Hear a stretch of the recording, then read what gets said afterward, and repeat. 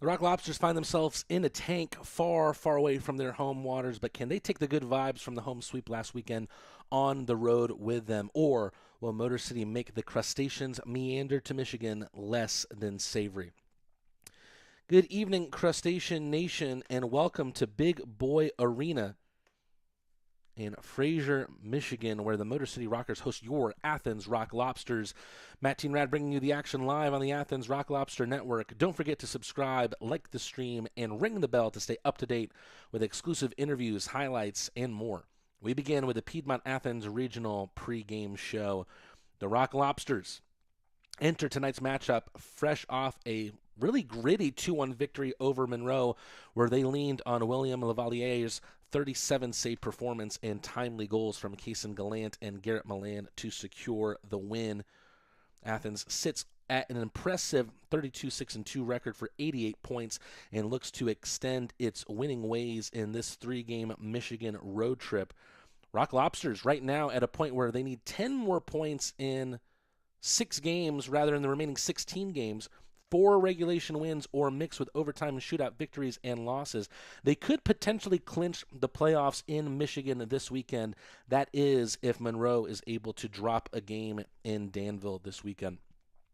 Meanwhile, Motor City is hungry for a redemption after a 7-6 overtime loss to Columbus. Hello, everybody, Despite and welcome the defeat, into Eli Big Rivers Boy was Arena for another night of Motor City Rockers hockey. I'm Brady Beaton, the voice of Rockers hockey, and tonight it's the first home ice on their side. The Motor City Rockers are trying to deal a loss to the Athens Rock Lobsters, which right now is something that no Empire team has done this season. The Dashers Hockey Club are the only team in the Empire Division to go up against the Rock Lobsters this year, though. Tonight's fan saves impact players of the game feature 2 players making waves. From Motor City, Eli Rivers is coming off a 3-goal, 1-assist performance, proving to be a game changer. For Athens, Dion Demke really impressed last weekend, transitioning seamlessly, it seemed, to defense despite being a natural forward. His versatility and poise under pressure will be key tonight. We have not yet received any news on the starting lineup for tonight. It looks like we're a little bit delayed in Motor City. I just got word from my colleague in Motor City that apparently they're experiencing some Zamboni issues. So in the meantime, we're going to have one of our interviews from earlier on in this season. Here's my chat with Brandon Picard. He's a former Port Huron Prowler, and the Rock Lobsters go up against the Prowlers later on this weekend. Here's my chat with Brandon Picard, looking for any update in Motor City as we await puck drop. Right now, Zamboni issues in Motor City. Voice of the Rock Lobsters, Matt Teenrad, here once again for another intermission interview. And I'm excited to welcome Brandon Picard for the first time to the show. Brandon, how you doing, my man? Doing really good. How are you? I'm doing good, thank you. My first question is a really easy one. I was curious, with now another Brandon and now a Brendan in the locker room, what is your nickname with the boys to differentiate all you guys, Picard, Reller, and Ronan? Yeah, I've been picked pretty much the whole year, so it's been pretty easy with even though the first names are kind of pretty similar. It's just been picked, so it's hasn't really changed. Well, we're going to start at the beginning and work our way to your time now with the Rock Lobsters. You grew up in the suburbs of Montreal in Saint-Bruno de Monteville. What can you tell us about growing up in your hometown? Yeah, I mean, it was a great place to play hockey and stuff, so it was great. And obviously, it's a little colder than over here, so really happy to be around here and having the warm weather. But yeah, it was really nice growing up. I get that a lot of hockey, and yeah, great. Does it suffice to say that you grew up a Habs fan? Of course, yes, still am. What were some of your favorites to watch, or who were some of your favorites to watch growing up? I really liked Michael Camilleri. I kind of tried to not imitate my game towards him, but I really liked the way he played, and obviously he scored a lot of goals, and scoring goals is always fun, especially as a kid. So Michael Camilleri was definitely a big part of me growing up and going to the Montreal games and stuff like that. So yeah. I feel like for Canadians, it's just second nature to get involved with hockey as a kid. It's kind of like playing Little League Baseball here in the States. But do you remember when you first started thinking to yourself, oh, I want to be a hockey player? Like, that's what I want to do with my life. Honestly, I think it's ever since you pretty much started playing hockey, that's all you do. You watch hockey, you want to go see the Canadians, you watch the Canadians at night with your buddies. So ever since I can even like remember, like, that's what I wanted to do. Like, I remember a project I did in kindergarten was like, what do you want to do when you grow up? I want to be a hockey player. I want to play in the NHL. You know what I mean? So yeah, that's what it was. And it shows in your resume too. I mean, it looks like you moved to the Philadelphia area around the age of 16 as you attended the Hill School, which was a boarding school, and you played hockey there. Give us the big picture there. I mean, how did that move come about for you? Were your parents still in Montreal, and how difficult was all of that for you? Yeah, so I moved the year prior to that. I went and played junior flyers in Philly. I was, I think my second year midget. I didn't make any teams that were really interesting in my area. And we had family friends that had lived in the St. Bruno area. And she was now in Philadelphia. And they were like, they have kids the same age as us or as me. And they were like, yeah, why don't you come try out? So went over there, tried out, made the team, stayed with that family for the year. And then after that, prep school became it was kind of a new thing for me. Coming from Canada and stuff like that. But after that year, a couple prep schools came up to me, and the Hill School, that's how the Hill School came up. You played D3 hockey with Concordia and Castleton, and then you have your first year in the pros last year. You played a total of 50 games through 4 different teams. Kind of what you said earlier with your move to Philadelphia, you had already kind of been used to this kind of lifestyle, but how much of a whirlwind year was that for you? Yeah, it's not easy. Obviously, moving around, you feel like you're not necessarily wanted in certain teams and stuff like that. And I believed in myself, and obviously, I thought I've been playing good. And there's a lot of things that involved a roster move in pros, especially. And I mean, I'm used to it now. Obviously, I've moved around a lot, but you just have to do your best, and the only thing you can do is the things you can control. So off the ice, I was working out and doing all the little things to try and stick around every team as much as I could. But there's nothing you can do except for just work harder and try and get better every day. It was crazy to me too, because you were pretty much a point per game player through those 50 games in the Fed. Right. Yeah. In the Fed, I was pretty good, really good actually with Port Huron. I had a great time there, and then got called up, obviously. And like I said, things happen. Guys get injured, you get called up. The guys that were injured get back, and that's kind of when you're kind of last on a totem pole when you're the last one coming in. So there was a text you and me shared the other day. I saw that new goaltender Dominique Rodriguez's mother's last name is Picard. And I had reached out to you to see if there was any relation. You laughed and said no. You two were former teammates at Castleton University. Was that a question that you two used to get a lot? And did you play any part in Dominique coming to Athens? We didn't really get that question a lot because he doesn't really use his second last name, if you will. No. I think it was a couple weeks into the school year. And I was like, oh, you have his second last name Picard, like your mom's? It's like, yeah. I was like, oh, that's crazy, right? But yeah, nothing there. And then I forget the second part of the question. All right. I was asking if you played any part in Dominique coming to Athens. Yeah, I mean, I let him know that we had a goalie leaving in SB and Jack. And I just let him know, and anything, I think he called his agent and then kind of made it happen. Wow. You joined the Athens Rock Lobsters in the second weekend of the season, and you made an instant impact. When did you first learn about the organization, and how did the stars kind of align for you to join the team? So I got drafted in the expansion draft last year by the Rock Lobsters. So Marty talked to me early in the summer last year. So I had an idea, almost too good to be true. I was like, there's no way. Like, I've been in the Fed before, but it's everything that he's told, and even more, like, we get treated so well over here. And yeah, I mean, I wouldn't change it. Like, I want to be here. I want to win a championship. So it's a great place to be. It feels like, I haven't really asked any of the players this before, and it really just came up. It's not even on my list. It's something that every player has mentioned to me is the difference in how the organization treats their players compared to other teams in the FPHL. What are the little differences, maybe even the big differences between Athens as a destination here in the league compared to other places? I mean, the city itself is, I think is beautiful and great. Obviously, you have UGA right around the corner.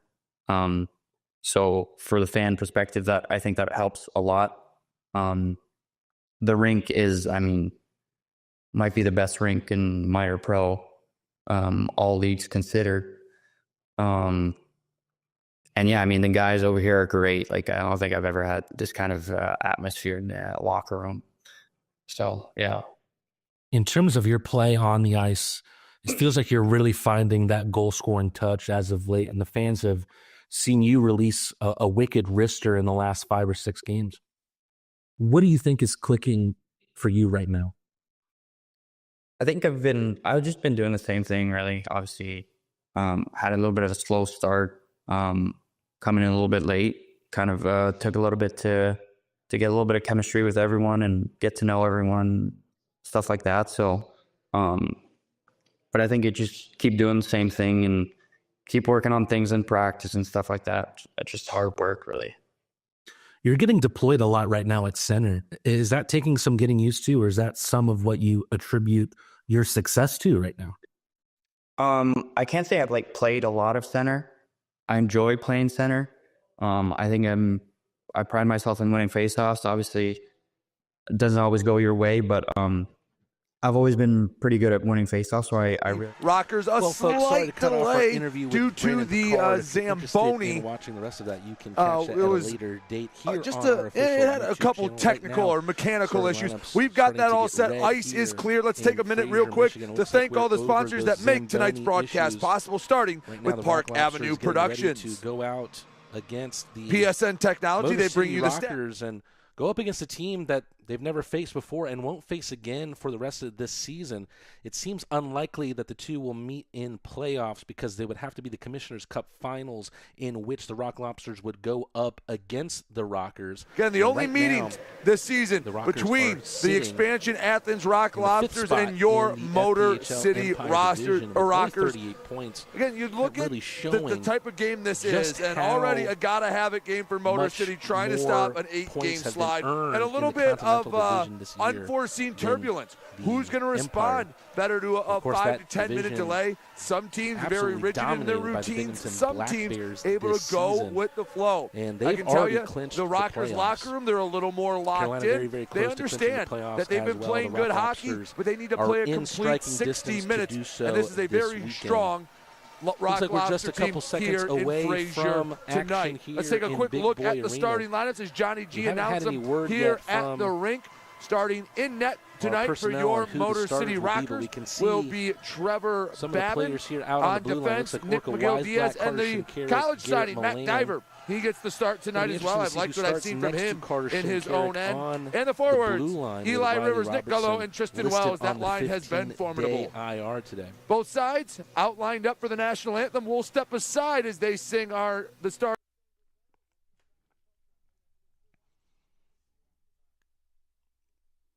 Pardon me, had the screen capture for the Motor City Rockers also making some noise on there for you.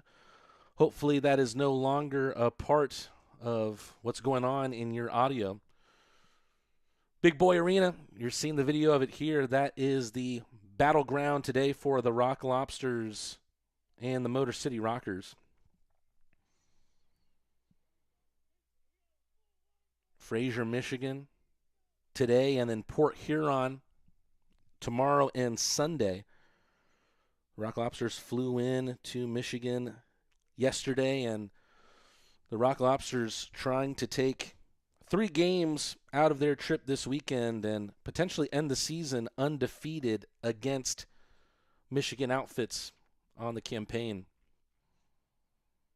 Rock Lobsters can reach 90 points with a win today. Also, a reminder that season ticket season is back. Make sure that you renew yours now, or if you're interested in getting in on the party, go to rocklobstershockey.com to try and log your interest for season tickets for the 2025-26 campaign. You already know how much of a party it has been in Aikens Ford Arena this season. Make sure you get an invitation for next year. We can't wait to see you.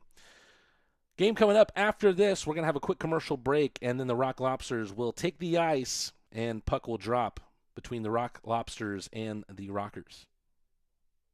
UGA football player Amarius Mims suffered a serious injury. The quality care from the Piedmont team changed his life. As a football player, my body is everything to me. When I got injured, I was worried about my future in the game, but you and your team's expertise, care, and support reassured me from the start. I've been able to recover because of the quality care I received at Piedmont, and I am back playing at my full potential on the field. I can't thank you enough for what you've done for me, my family, and my future. Your help means the world to me, and I'll always be grateful for your part in keeping my dreams alive.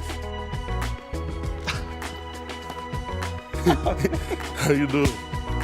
Well, I didn't know you were going to be here. Yes, sir. I'm so proud of you. So happy for you. It gives me joy to see you out there on the field doing your thing. You look good. Appreciate you. It's a good-looking ankle. I'm trying to tell you.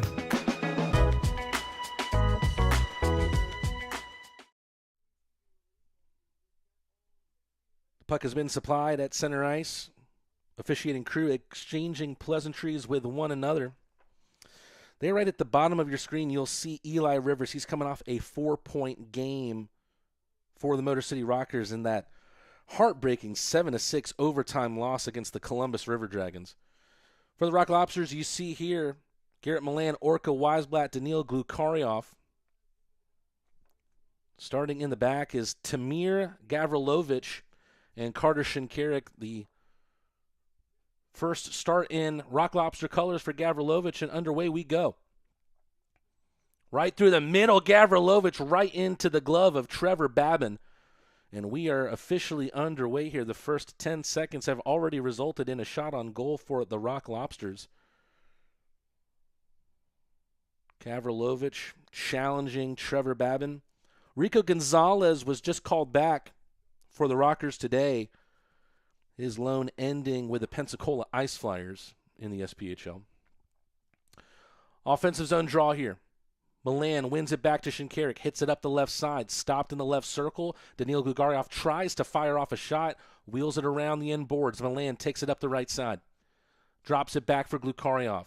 From the right circle, looking for the slot, Shinkarik up the left side, misses Milan but finds Weisblatt. Weisblatt getting pinned in the far corner, but coming out of it, a very, very efficient skater is Weisblatt and a big-time hitter as well. Weisblatt has to fetch it from behind his net. That one off the back of Josh Rosenswag's cage. Rosenswag, who gets the start tonight. 15 wins, 5 losses, and 1 overtime loss this season for Rosenswag. Pinballing around the neutral zone. Falls for Malik Johnson, who was the hero for the Rock Lobsters against the Moccasins last weekend. Gallant pokes it in further in behind. Philip Virgili sends it back to the end boards from the near side corner. Gallant trying to get to a loose biscuit in the right circle, but taken away here by Kyle Stevens, former Monroe Moccasin. The Rock Lobsters have seen him once before this year. Dug into the zone by the Rockers. Collapsing in there is Kyle Russell and Adam Oja. Swedish defenseman, that one gets loose into the crease. Rosenswag has to bat it away. Case and Gallant pokes it into the zone and will go off for the change. Motor City with a long-distance pass and a shot from the right side swallowed up by Josh Rosenswag. You can see Kyle Powell there wearing 98. Rock Lobsters needing the extra jersey, so the number normally won by Michael Greco. will tonight be worn by Kyle Powell, big 6'6" defenseman from British Columbia. He smacks one up the right side boards. Rosenzweig up the right side, making life difficult. Samuel Gagnon with a forecheck. Kolatarsi behind himself. Oja off the blade of the stick of Brendan Ronan and into the offensive zone. Picked up by Gavrilovic. Shinkarik on the right side, right through the center of the rink for Brandon Picard. Out to the right side for his fellow Brendan line mate. And another save there by Trevor Babin. Unfortunately, the Rock Lobsters will no longer be able to deploy the Raisin Brand line. Brandon Reller traded for Tamir Gavrilovic. Rock Lobsters needed to bolster their blue line presence. Reller sent to Blue Ridge in place of the Belarusian Gavrilovic. 17-17 left in this first period. Shinkarik fakes the slapper, tries to go backhand. Good save there by Babin. All coming out of that quick face-off win from Garrett Milan. Daniil Glukaryov trying to have some presence in the offensive zone. Risky pass there out to the front of the net by Yegor Kabatiev. The Motor City Rockers have it back. Nervy start thus far for the Rockers. Shinkarik with a hard bank pass, picked back up by Motor City in the neutral ice. Taken into the zone, but Garrett Milan is able to get there before Chris Corrigan. Corrigan, another former Monroe Moccasin.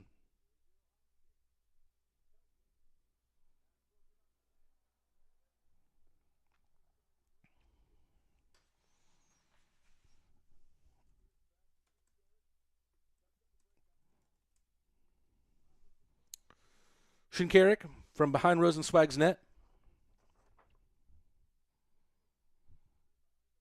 Shinkarik always comfortable behind Rosenzweig's cage or Lavalier, whoever's there. Alden gets it taken away from him. Nick Gulo over to the right, sent long. Rosenzweig asked for the icing, not going to get it, waved off by the officials. Hunter Alden, so good at using his off arm to kind of stiff arm players that are on him. And the offside called against the Rock Lobsters there.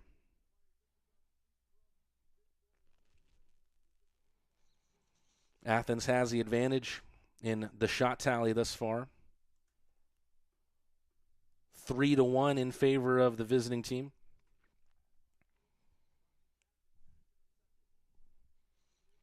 Taken away by the Rock Lobsters. Picard with a quick release shot. Took a deflection out into the near corner. Another shot comes away of Alden. Misses wide.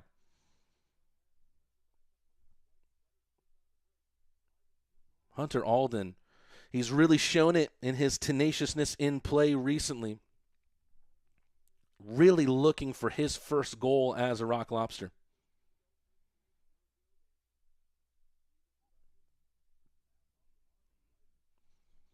Through the right, dump back in by Motor City. Stopped by Rosenzweig, picked up by Kolatarsi and flipped to the left side.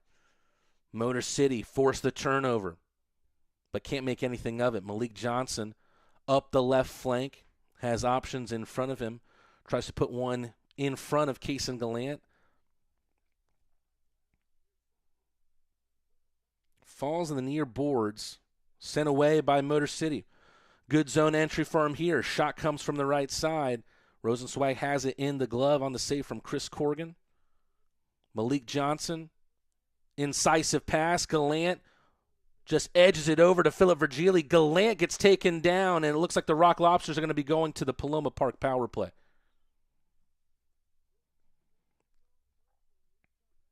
Kaysen Gallant gets taken down. We're going to a commercial break here. After this, the quadruple P coming up for the Rock Lobsters. This thing on? Perfect.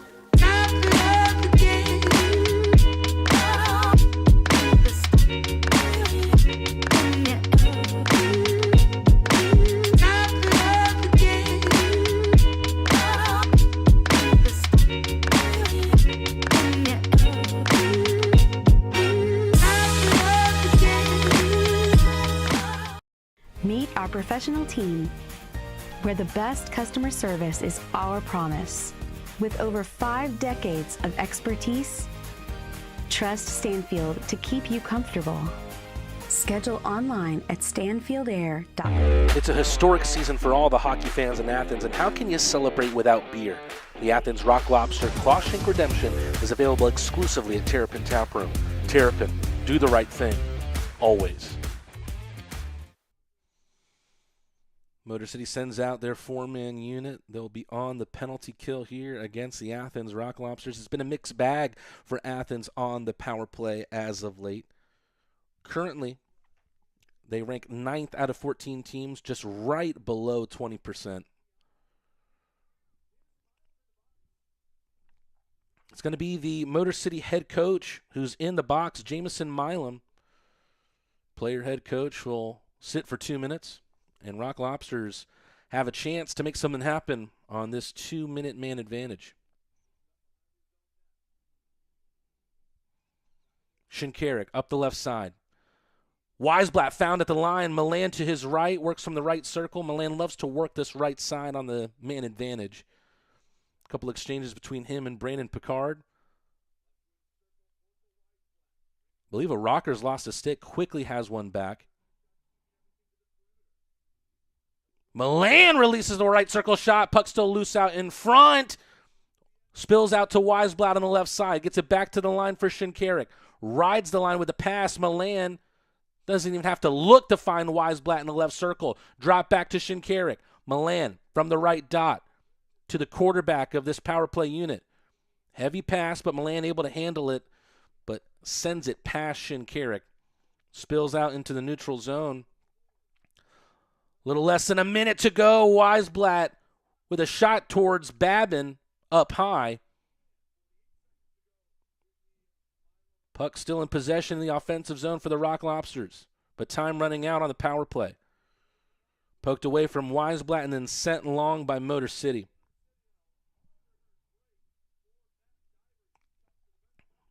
Might be one more rush, maybe 2 here. 30 seconds to go on this power play. We'll just leave you with the bottom clock here. Nice little handle from Virgili, but it gets lost in the skates of Josh Colton. Kolatarsi over to the left for Russell. Kolatarsi almost loses it over the line, able to get the pass off to the right for Virgili. Johnson gets hit up high, I believe, by the goaltender Babin. Right circle shot, saved by Babin. And fresh out the box is the Motor City head coach. Oh, my goodness! Johnson brings Babin down to the ice. A player versus goaltender fight here.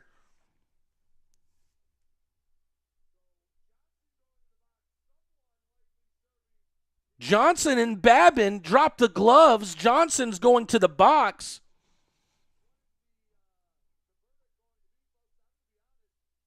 It's going to be interesting to see what the judgment here is against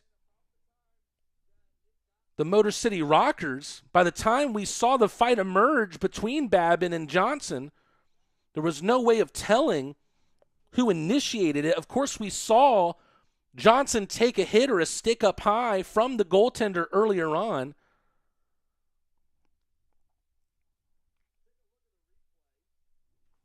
Let's see if there's another look at this here, and it looks like we'll have one.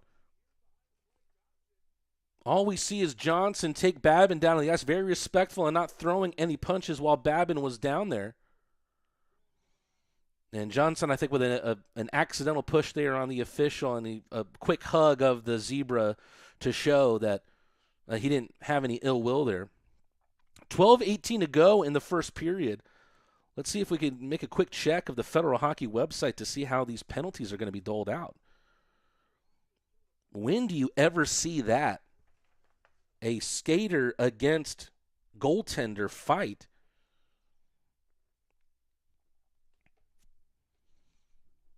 Right now, 9-2, the shot on goal tally, which is heavily in favor of the Rock Lobsters. Looks like Cody Oakes is going to serve the 5-minute fighting penalty for Trevor Babin.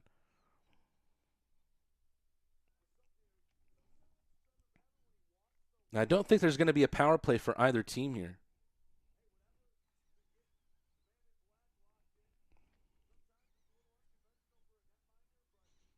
So it'll be 5 minutes for fighting for both Trevor Babin and Malik Johnson. The Babin penalty will be served by Cody Oakes.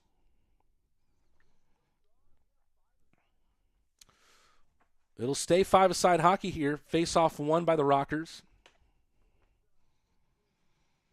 And I think everything initiated with that contact up high from the stick of Babin on Johnson. About 30, 45 seconds, we see the fight break out. Can we see a goal breakout here? Good shot there from Ronan through traffic. Saved by Babin. Kolatarsi in a dangerous area as well. Babin with 2 big saves. Rock Lobsters already now with 10-plus shots on target in this game. Ronan's found in the right circle. A great pass from Alden. Drips all the way back for Kolatarsi. Sticks it back in the corner. Alden, backhand flip towards the slot. Evades Dion Demke. And then Kolatarsi gets just enough of a piece on it to send it towards the end boards. Good forecheck from this third line here for the Rock Lobsters. Take off the puck were the eyes of the Rockers, and then the Rock Lobsters are able to get it back in their good graces. Shinkarik with a good dangle over center ice. He leaves the puck, almost picked back up by Ronan, but then sent behind the goaltender's net by Alden. Lucario back to the point. Shot came, but just wide against Babin. It's already a very interesting one to this game. All that's missing is a goal. Shinkarik has to take the puck around Glukaryov. Did that one trickle out of the zone? Looks like it did, and the Rock Lobsters are going to get called for the offside. Chance here to thank some of our sponsors. Athens Area Urology. You're in good hands with Athens Area Urology. Plumber Pro, Hospitality South, Athens Coca-Cola Bottling Company, Classic City Flats, the home of the Rock Lobsters, Harmon Enterprises, and Roto-Rooter. We saw a good view there of Trevor Babin, and right now he's been the star of the show for better or for worse thus far. He's been able to make 11 saves already through the first 10 minutes of this game, and a rare goaltender versus skater fight in this game. Johnson going up against Babin. Johnson able to use that unwieldy gear to easily take Babin down, but was very, very kind to not throw any more punches after that. Milan, speedy as ever. Creative backhand flip from the goal line. He's able to pick the puck back up. A deke in the left circle. Shot pad saved by Babin. Sent to the slot. Weisblatt to the right side. Picked up by Shinkarik off the boards. Shinkarik sticks it in the corner. Wheeled around. Other side of the rink.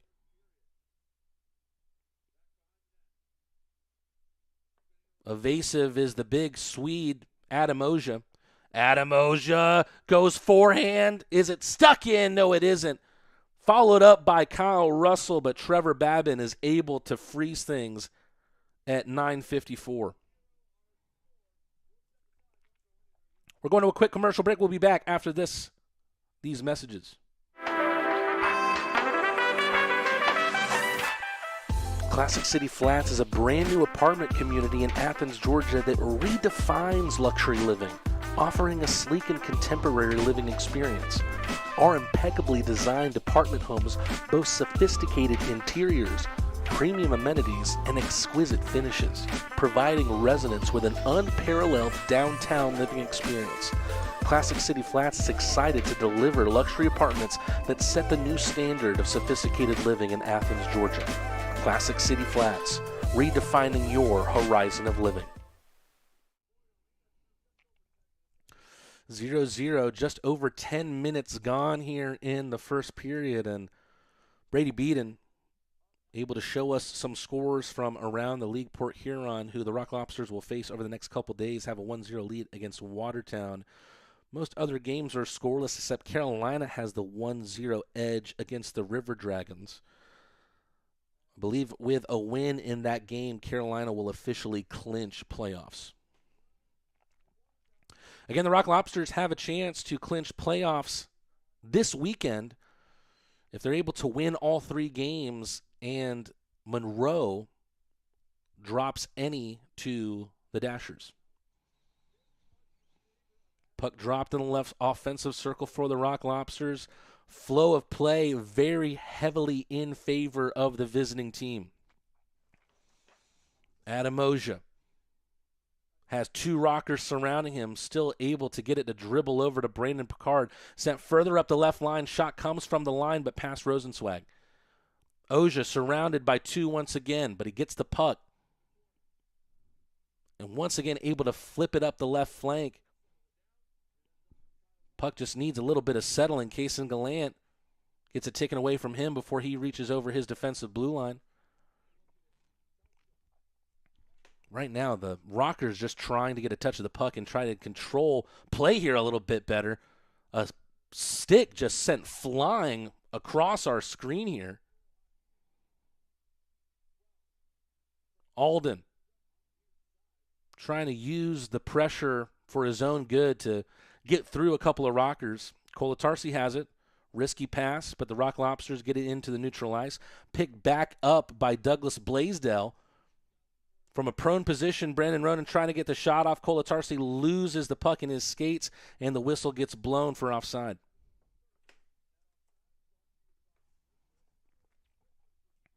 Going to be interesting to see how this Rock Lobster roster shakes out when the playoffs come. You never know if guys will come back from loan. A couple new defensemen here on the team in place of guys who are currently on the IR. If they come back, what does the team look like after that? Going to be very interesting as we are in the home stretch of the 2024-25 season. Playoffs just a little bit about a month away here. Puck sent long. It looks like Dion Demke being deployed more as a forward today. Was very impressive in his defensive performances against Monroe last weekend. Kolatarsi gets it up the left side. Rock Lobsters at risk of being whistled for offsides. Whistles it around the rink. Rosenzweig lets it go for Kolatarsi. Rock Lobsters with speed the other way. Look at Daniil Glukarioff rocketing in towards Babin's net. He gets edged out towards the Ed boards. I don't know if I've seen such an explosive burst from a player this season like the one we just saw there from Glukarioff.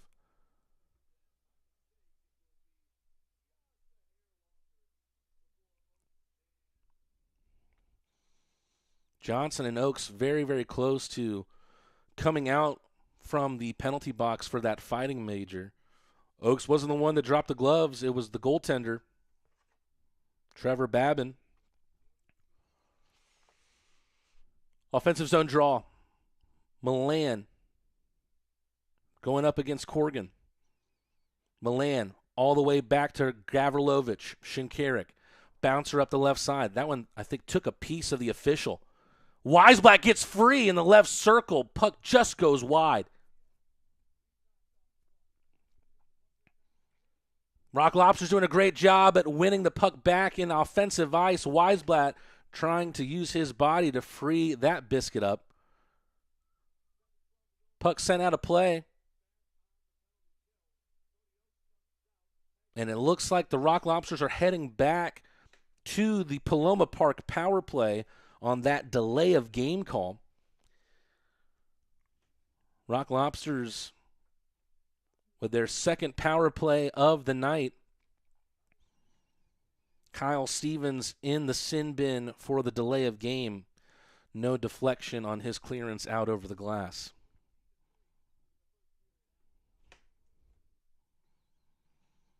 The Rock Lobsters are able to get a goal here on the Paloma Park power play. $3 tacos at Paloma Park will be available for 24 hours. Keep your eyes out on Rock Lobster social media to see if that deal gets activated. Milan, right circle, back to Shinkarik. Able to just sweep that across to Gallant, but Gallant whiffs on his return pass. Milan with a great feed to Gallant on the left side, enters the zone. Returns the favor. Milan drops back for Shinkarik. A rocket wide of the mark. Gallant can't stop it in its tracks, picked up on the red line by Shinkarik. Milan away from the pressure. Steps on the gas pedal into the offensive zone. Loses a handle on the puck, and it's sent out by the Rockers, but not all the way. Stopped by Gallant, but this time they get it right. Rosenzweig will make a play on it. Garrett Milan. Back to Shinkarik. A minute to go on the man advantage for the Rock Lobsters. Shinkarik always looking for Milan. Milan always looking for Shinkarik. Those two connect once again. Shinkarik out to the left side. Kolatarsi gets blocked right back to him. And then Shinkarik lets it run. A breakaway opportunity here for the Motor City Rockers, bearing in on Rosenzweig. Glove save from Rosie. Gets just enough on it. Puck was still loose out on the goal line, but the Rock Lobsters get it away. End-to-end stuff. Glukaryov to the right for Weisblatt. Whistled around the end boards. Picked back up by Kolatarsi. 30 seconds to go on the power play. Kolatarsi. Weisblatt at the line. Doesn't find the right window for a shot, but passes it over to Kolatarsi. Puck still loose out in front. Sent from the end boards to the front of the net. Almost getting a shot off there from a very great position was Adam Oja. Adam Oja with a chance to score his first as a Rock Lobster. He last played with the Quad City Storm in the SPHL. 5:25 to go, 13 seconds left on the power play. Looks like Weisblatt's going to take the face-off here. Glukaryov to his left, Picard to his right. Kolatarsi, Oja on the right. Further into the corner, Picard all the way back, and the puck taken away from Kolatarsi. But Rosenzweig, always brave out of his crease, and sends it to the red line.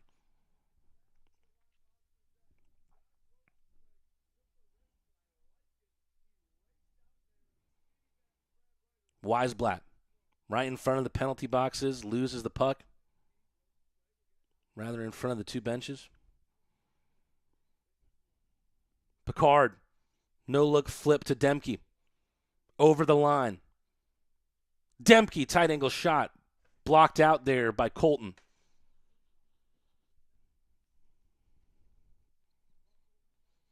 Russell got just enough of a piece of it to keep it away from the ever-bustling Eli Rivers. A dangerous man coming off of a 4-point game. Poked in by Nick Gulo. Russell takes the puck away on the route that it was running towards Rosenzweig's net. How about the offense thus far from the Rock Lobsters? 18 shots on goal in comparison to Motor City's 4. Gulo from behind Rosenzweig's net. The Rockers trying to generate some offense here. Shot came from the right side. Rosenzweig deflects it towards the end boards, and the Rock Lobsters not able to get it out just yet. One of the best shifts we've seen from Motor City this period. Russell able to keep it away from Tristan Wells. The best forecheck we've seen from Motor City this game, but it doesn't amount to much. Alden wins that battle at the red line, sends it deep into the Motor City zone. Malik Johnson is out of the box after his fighting major has been served, and that means so has Cody Oakes. That one's going to go down as an icing. Face-off will get sent back the length of the ice. We're going to a commercial break here. We'll be back after these messages. Stick with us here on the Athens Rock Lobster Network.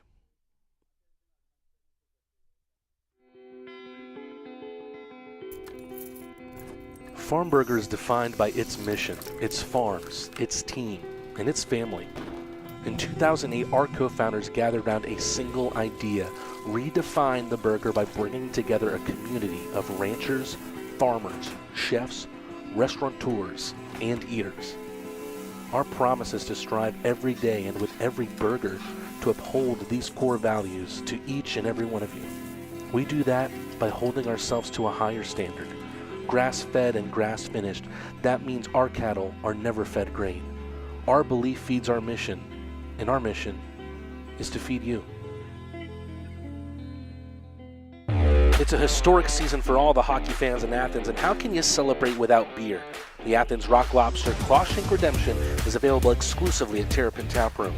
Terrapin, do the right thing, always. There's only one place you can deck yourself out and represent Athens' first ever pro hockey team, the Rock Lobsters. Head to shop.rocklobstershockey.com to get your hats, shirts, and even jerseys now. Rock Lobsters going up against the Rockers, the only time these two teams will meet this season. Rock Lobsters with a chance right out of the faceoff. Philip Virgili looks to the sky after clanging one off the iron. Here comes Smith the other way, trying to make something happen out of the momentum on that puck. Malik Johnson all the way over to the right side of the ice. Bank pass. Best opportunity for either team in this game came on that from Virgili. Is that going to end up in the back of the net? Good save from Rosenzweig on the shot by Avery Smith.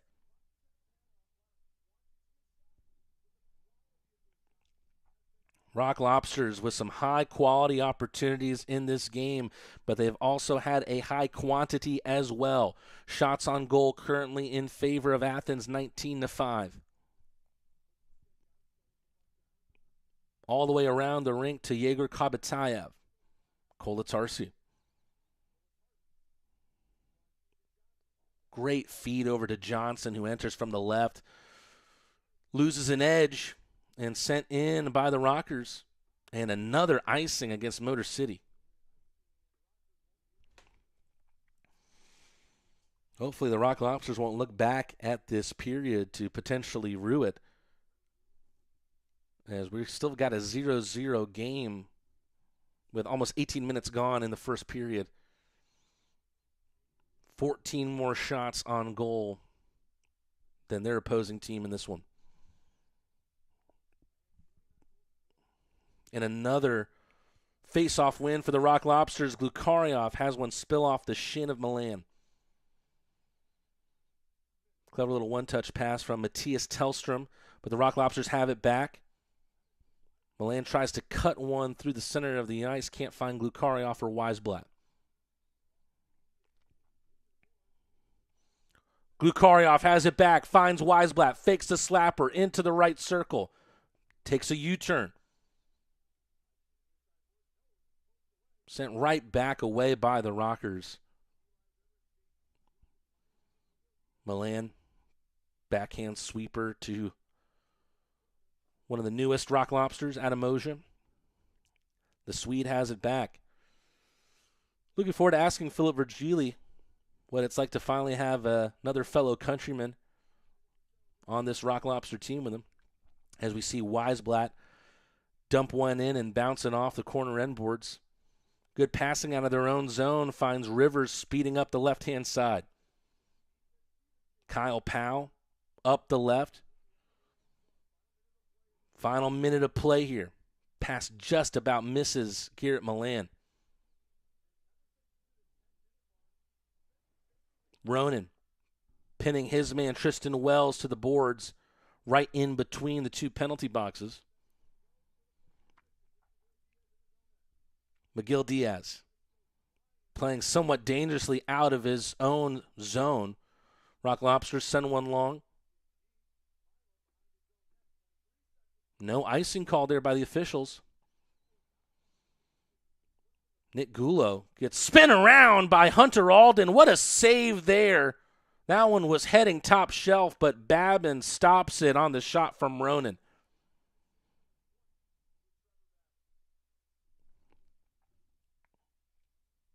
"17 seconds to go in this period. Make sure you stay tuned. During the first intermission, we've got a new Coach's Corner with me and head coach Steve Martinson talking about this weekend, and also the explosive last weekend we saw in Aikens Ford Arena between the Rock Lobsters and the Monroe Moccasins. Athens going to try and get a shot off here, but they lose the faceoff, get it back through Picard. Banked off the end boards right behind Babin's net. Picard, Alden trying to get the blade of his stick to it. Almost stopped at the line, but nothing else doing for the Rock Lobsters in this first period. But offensively, it has been all them through the first 20. Shots on goal currently reading 20-5 in favor of Athens. The Rock Lobsters may potentially look at this first period to rue it if they are not able to get on the board past Babin. They've been the victim of some fantastic goaltending performances as of late. They're going to want to make sure that there is not another one against them here tonight. Well, as we talked about a little bit earlier, the Rock Lobsters coming into a big weekend against two Michigan teams, the Motor City Rockers, and tomorrow and Sunday they'll play against the Port Huron Prowlers. Those two games happening tomorrow at 7:05 p.m. and then on Sunday at 3:05 p.m. But had a chance to talk with head coach Steve Martinson about this big series in Michigan and also about the explosive 3-game set last weekend against the Monroe Moccasins. A reminder, that will not be the last time that the Rock Lobsters have played against the Monroe Moccasins this season. There's a big 3-game set coming right in the middle of the week. Make sure you get your tickets for that one now. If you hadn't learned anything from last weekend, one thing's for sure, you're going to want to get your butt in seats at Aikens Ford Arena to check out games between the Rock Lobsters and the Moccasins. Here's my talk, my Coach's Corner with head coach Steve Martinson. The Athens Rock Lobsters are coming off of a sweep of the Monroe Moccasins this past weekend. It was a 3-game set that was typical of our games against Monroe this season, and it's a big topic of our conversation today. Matt Rad, joined by head coach Steve Martinson. Coach Marty, it was a weekend of more of the same against Monroe, fights, hits, and Rock Lobster wins. How did it feel to get 3 exciting wins at home? Well, we're playing. They're playing for the playoffs, and we're playing for first place. So, both teams have a lot on the go. So, it was a competitive weekend and close games. It was good to be on top. First, we'll look at Saturday's game because we talked about Friday in our last talk on Saturday morning. One of the storybook moments of our season, I think. Malik takes a nasty knock and is down on the ice for a while, helped to the bench and then helped to the locker room in the first period. Later on that period, Malik comes back to a big cheer on the ice, scores the equalizing goal, and then the game winner. How much does his resilience and determination to get back on the ice after such a tough moment speak to his character as an individual and then the team's mindset as a whole this season? Well, I mean, Malik's a tough guy, and I think he was worried about, I didn't speak to him exactly how it felt, but that's why it's a match. It should have been a match penalty. I mean, he not only did he stick his leg out, he kicked him. And how they missed that call, how they don't get that right, it's kind of beyond me, but he sticks his leg out, whips it forward, and that's a really dangerous play, and it's a dirty play, and we're just lucky we didn't lose a player for the rest of the season. I thought another interesting storyline was that Houston Wilson was more than willing to play the part of villain on our ice. We talked about Houston on Saturday morning, and the team had a chance to sign him earlier on, but the interactions between him and his former Pensacola roommate, Garrett Milan, and also his former teammate, Malik, it looked like from the outside that those three weren't necessarily fast friends. Can you talk about the complexities of this game and how sometimes your old buddies are who you want to play the hardest against? Yeah, I'm not so sure they're not friends. But he's not. When I was looking at him, I was just, it wasn't like I was looking at him as a key component. He was a depth guy that I was looking at, but the deal fell through. But he was never one of the top guys in Pensacola, like our guys. So. I just looked at him as, Monroe is desperate to they signed another player from, I understand, from Macon today. So, they've got to win. They've got to win out really to make the playoffs. So, and they got to come here and play us 3 more times, and we want those games. So, the series, there's been some dirty stuff in the series. We had an elbow, I think it was Koch that elbowed Coach that elbowed Garcia right in the jaw. And when you slow it down, it's hard to see, but he turns and swings his arm out. And, when you slow it down, you can see it. But they missed that one too. So kind of frustrating when you lose players to injuries. And like I said, we didn't lose Malik. He came back and he was motivated. And, had a great series. There's elements of the all-time series so far against Monroe that we'll talk about in a little bit, but you have those 2 losses against Blue Ridge last week where you had opportunities to get back into the game and it just didn't happen. How did it feel to not only bounce back with those 3 wins, but to have 2 of those 3 wins feel like they really came against the odds against Monroe? Well, did we talk about the 86 shots and the 26 missing the net? I think we talked about that. We did. Get shut out and we didn't shoot the puck very good. So, we were shooting the puck better. Malik was really, he couple of beautiful shots, top shelf. So, that was the difference. Obviously, we were shooting the puck better and getting scoring from not all 3 lines, but, getting a lot of scoring from obviously from Malik and Garrett. So, those guys stepped up in a big game. And now I put the lines back. I put Malik with Garrett just because I know they take cheap shots at Garrett. So that's why I kind of put that back together. But I put the lines back, for normal for this weekend. So you go into that Sunday afternoon game and you're able to get what was the first 1-0 lead you had of the series. Kason Gallant makes the Moccasins pay with his speed after a defensive lapse from Seth Bacon. You've let us in on some of the qualities that you look for in your players, but how crucial is speed and pace to how you want to play the game as a coach? Well, like I said before, it's the way that, it's the fun way to play and the give and go and, making sure that you've got, guys in your line that understand that and aren't selfish and want to make plays. And to me, that's the way, carrying the puck and making plays is the reason we picked hockey over other sports. So, it's fun to see us do that. And Gallant, like I said before, he's been a great addition and he just keeps getting better and better.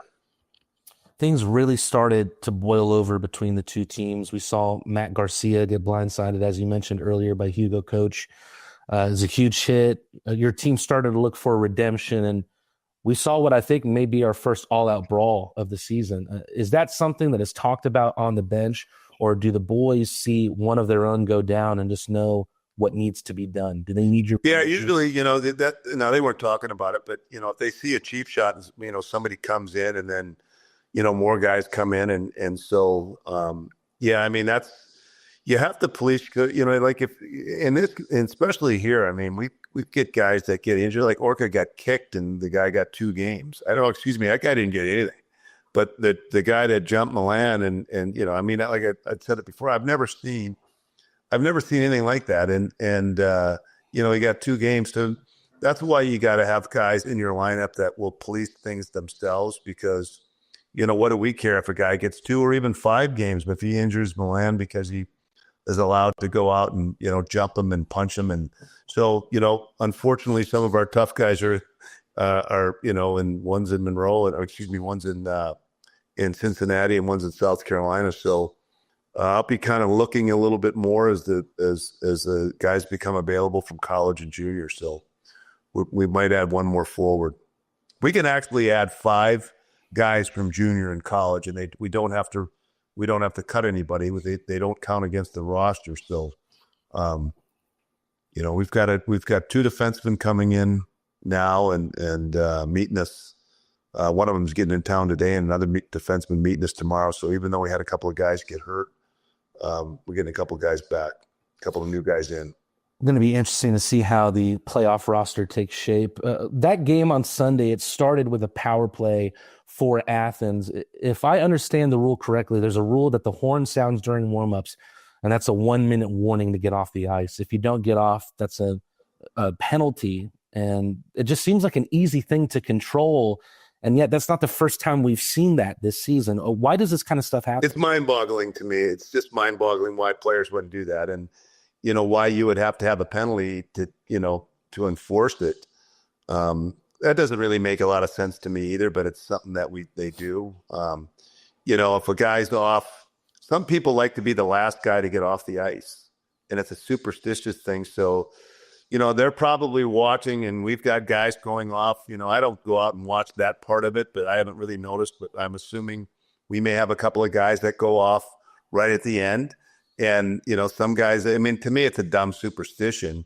I'm okay with, the penalty because, to get off the ice, but I don't really think we need to have a penalty for that, but hell, I'll take it. I would be really, really mad. I could tell that coach was not very happy that, whoever their player was. I thought it was number 6, but then he put a different guy in the box. But I think it's because they wanted that guy coming out of the box and he wasn't killing penalties. I don't think I've seen such a high percentage of a team's shots happen in one period. The Moccasins had 23 of their 38 shots on Sunday in the third period. How do you feel the team handled that late barrage, and what adjustments did you make to prevent them from capitalizing on those opportunities to tie the game? Well, so by that point, we only had 3 defensemen in the lineup, and we had a forward playing D, and I thought Demke did a great job playing defense. He's been practicing at D, and I thought, it was great that he was in there. But, normally we're not going to be sitting back and playing that defensive of a game. But with the lineup that we had left, we just kind of had to be careful. So, it's not my favorite way to end up a series. But one of the things that Willie is now kind of on his A game again. He started out a little bit slow because he hadn't been playing. And it's tough to be a goalie and not play and then be sharp. And he wasn't even practicing at times, so he was getting pretty frustrated. So I think we saw, the real Willie on Sunday and what he's capable of doing too. So that was a big bonus.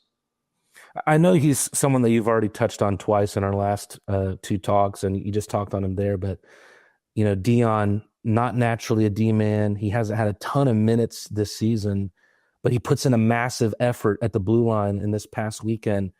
Talk about his ability to stay focused on the season as a whole and then come in and plug a spot where you need him, where he doesn't feel naturally comfortable, maybe.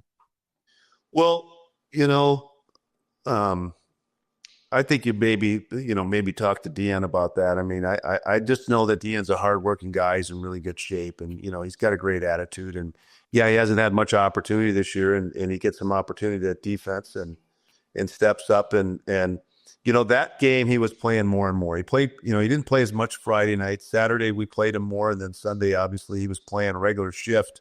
And then by the time the third period, he was just as if he'd been back there all year. So it's a good plus because, especially now at the end of the year and we got a bunch of games coming up, you never know. I mean, we didn't get any injuries all year, and all of a sudden we got a whole bunch in the last, few weeks. But the one common denominator is we're playing a lot of games. Well, it feels like there's maybe another common denominator from the past weekend. And maybe I shouldn't ask this question, Coach, but I don't think it's any secret. I mean, for the boys, the fans, for you, is Monroe an easy team to hate? Yeah, I think so. I mean, some of the guys that do the dirtiest stuff don't fight and don't really back up what they do. So, then they get a couple of guys that they'll bring in to kind of over, be the guy that, was going to cover for him. But, they got some Europeans too, it was the European that kicked Orca. And I thought that was, he kicked him. I mean, there's nobody that can look at that and tell me he didn't kick him. And did he mean it, cut him open the way he did? Probably not, but it was just really irresponsible play. So, I'm not in love with those guys, and we'll get them. We get them 3 more games, and we just got to make sure we're ready to go. A little bit of personnel news coming into the weekend. There's been a trade for the organization. Brandon Reller has been sent to the Blue Ridge Bobcats in exchange for Belarusian D-man Timur Gavrilovich. You have some forward depth, and we have a couple of defensemen down with Knox. Is that why you feel like this is a deal you needed to make? Yeah, definitely. I mean, we may get Greco back. He's day to day, and Garcia's day to day. So I don't think Robertson could be a much longer, and I know Murray. They're happy with Murray there, so it didn't look like we were going to get him back anytime soon. So we added a couple of left shot D, and it'll help us with our depth, and they're both big size guys, and allows us to be having the left-right D makes it sometimes a little bit easier. So tomorrow night or Friday night, we should have 3 left shot D in the lineup. First time all year. It's going to be cool to see how Timur fares in his first weekend as a Rock Lobster. Speaking of which, we go into another 3-game weekend, the Motor City Rockers on Friday, and then the Port Huron Prowlers on Saturday and Sunday. This will be the lone time you play the Rockers this season. It's doubtful that changes in the playoffs. They've won only one of their last 10, but does that lack of familiarity, along with the fact that you will only play them once, the fact that you have to only scout this team for one game, make them somewhat a difficult team to prepare for? Not really. I mean, I'll be able to watch a lot of video. I haven't watched the video yet, but just we had too many transactions going on, and having to find players. So I will look at their video for tomorrow while I'm traveling. I'll be looking at what they're playing and their style of play. But we really just do a few things that my phone's moving around. We'll do a few different things that, depending on what they do, and something I don't really talk about, but we'll be ready for them. Last question for me, Coach. You're going into a weekend where you could potentially clinch a playoff spot, and with that being the case, you're going against two teams in the Empire Division. A lot has been made about the Empire Division this year, and that it might be a weaker set of teams in comparison to the Continental. Do you believe that, or would you rather be playing Continental teams at this point to sharpen iron before the playoffs? Yeah, we're still a long ways from the playoffs. I'm not worried about that. I'm just really concerned with our team and getting our third line scoring again, getting the new D, up to speed, getting guys back. So I really don't spend any time thinking about, I look for a couple things that they do, their set breakouts, what they do in the neutral zone, if they're doing a 1-2-2 or 2-1-2, and, those system things. But we played Graham, or we played Port Huron already, so I already know about them. The big focus on me is just getting, not on me, the focus with me is just making sure we got everybody, playing up their ability, and trying to make sure that by the time playoffs come, you're doing everything the way you want the team to be doing, and the way, each player and as a group. So still working on that, and just getting everybody going and up to what they're all capable of doing. Coach Marty and the Athens Rock Lobsters heading up to Michigan for a 3-game set. Coach, good luck this weekend. Thanks, Matee. We're back here at Big Boy Arena, about a minute till play resumes in the middle period. The Rock Lobsters with a 20-5 shot on goal advantage through the first 20 minutes, and they have often come up against goaltenders who have stood on their head as of late. No doubt they're going to want to try and get the first goal in this game and avoid another tremendous goaltender performance. The middle period has been one that has been friendly to the Rock Lobsters as of late, so it feels like the advantage might come here. Best shot of the game thus far came from Philip Virgili. He rattled one off the crossbar in the first period. Exasperatingly look up to the sky after that. Taking a look at the scores around the league, something that we don't want to hear is the Monroe Moccasins are up 1-0 against the Dashers. Columbus River Dragons, though, with a 2-1 lead over Carolina. That might stop Carolina from clinching a playoff spot, at least today. And then a 0-0 game between Venom HC and the Danbury Hat-Tricks. The Rock Lobsters shown a lot of their talent through the first 20 minutes, but nothing to show for it just yet. Let's see if that changes in the second period. Motor City Rockers are able to win the draw. Picked up by Timur Gavrilovich, one of 3 Rock Lobsters who is making his Athens debut today. Shinkarik over the line, dropped it, Weisblatt, toe drag shot. Trevor Babin loses sight of it, but the Rock Lobsters are unable to challenge the goaltender. Rare shot that Babin doesn't have to save through this one. And actually, it looks like that one's going down as a shot on goal, so 21 shots now. Offensive zone faceoff. Top line out for the Rock Lobsters. The feed that we're getting in from Motor City is a little choppy right now, so Just know it's not on our end. We're seeing it too on our side. Shinkarik tight angle shot, trips in, past Babin and into the corner. Picked back up by Shinkarik. Looking at it around him, a perfect pass towards the slot. Milan with another shot saved by Babin. Kept in by the Rock Lobsters. Milan with a one-timer slapper blocked out in front. Rock Lobsters wasting no time here. Already 2 shots on goal through the first minute. Stopped at the line. Shinkarik with a great dangle into the left circle. Looking for an option to pass to. Floats one out to Milan on the far side. Milan picks it back up. Playing keep away in the right circle. No look pass. Shinkarik tries to send it into the slot. Blocked out, but trips to Glukaryov. Wow, what a great shift in the opening minute plus here from the Rock Lobsters. That one sent out of play. That will stop the clock at 18:42.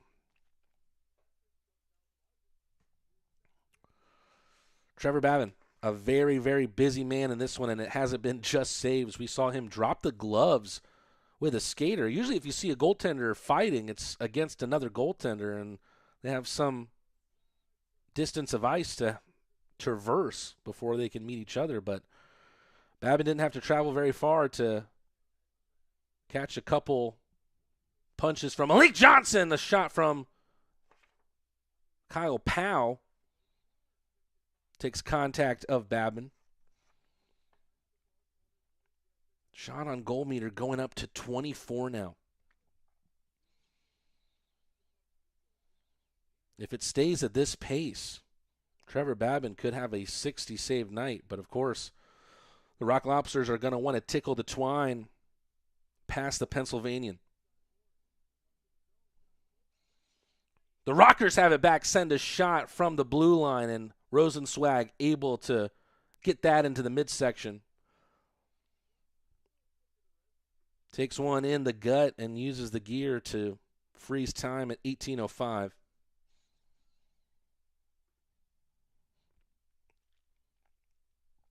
I want to say thank you to Niven, who is our resident moderator here on the YouTube chat. He was unable to join us Saturday and Sunday for a very good reason, as we see a shot once again saved by Rosenzweig out of his crease and to the right to get that one into the glove. Once again, a huge thank you to Niven. We hated that she couldn't join us in the chat, but very, very thankful she got to watch 2 tremendous games in Aikens Ford Arena. That's as good as a reason as any to not be in the chat. And the Rock Lobsters might get a goal here. Kason Gallant takes it in. Over to the left is Russell, the D-man who's joined the rush. Nothing coming of it, and here come the Rockers the other way. Puck sent in from the blue line, but right into the glove of Rosenzweig. It's a little bit nervy, the broadcast tonight, no doubt. It wouldn't have been much better if we were there in person either. Apparently there's been a little bit of internet connectivity issues in Big Boy Arena as of late. They had to start 3 different broadcasts in their last game against the Columbus River Dragons. And, of course, some action missed in that one, and it was an action-packed game, a 7-6 win in overtime for Columbus. Motor City trying to get on the scoreboard first here. Shot came from around Rosenzweig's net, poked at by Adam Oja. Oja comes away from the pressure. Oja, a mixture of a big body with a little bit of skill, too. No doubt a couple of attributes that you would love to have in a D-man.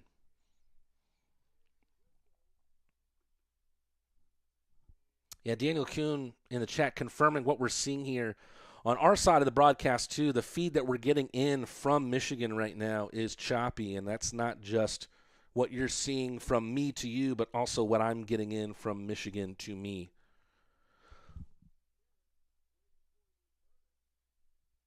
Looks like the referees are consulting here on a call.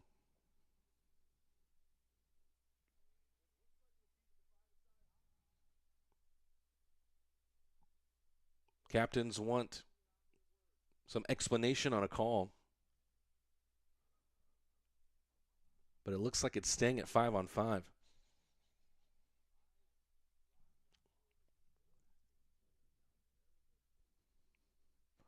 There you see the empty penalty box. Motor City still waiting to get to double digits in shots on goal. Have been unable to do so yet. Milan with the face-off win. Weisblatt over to the right. Gavrilovich up the left side. Glukaryov towards Weisblatt, misses him over the goal line behind the net. Sent long by Motor City. Trickles past a rocker on the far side.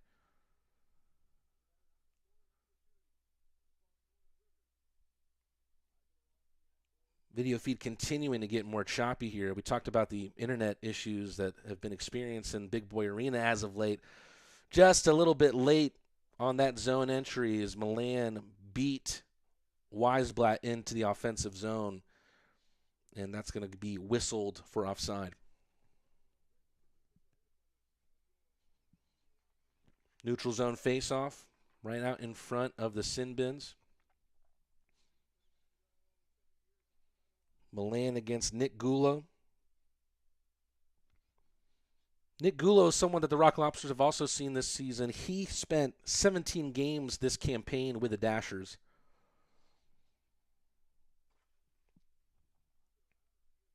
Pinballing around the offensive zone. Picked up by the Rock Lobsters on the left side. Weisblatt spinning around, pirouetting, looking for an option. Incidentally and accidentally sends the Rockers the other way. Weisblatt steps on the brakes, finds Shinkarik to his left. Shinkarik with a flip and a dump in off the end boards in the zone. Nicholas McGill-Diaz trying to turn defense into offense. Clean zone entry from the Rockers has been rare to come by for them in this game. Wide of the mark was that shot. A big hit laid in on the near side. Milan wants the change. He'll make it. Josh Rosenswag with the oven mitt over the biscuit, and that freezes time with 15:40 to go in the middle period.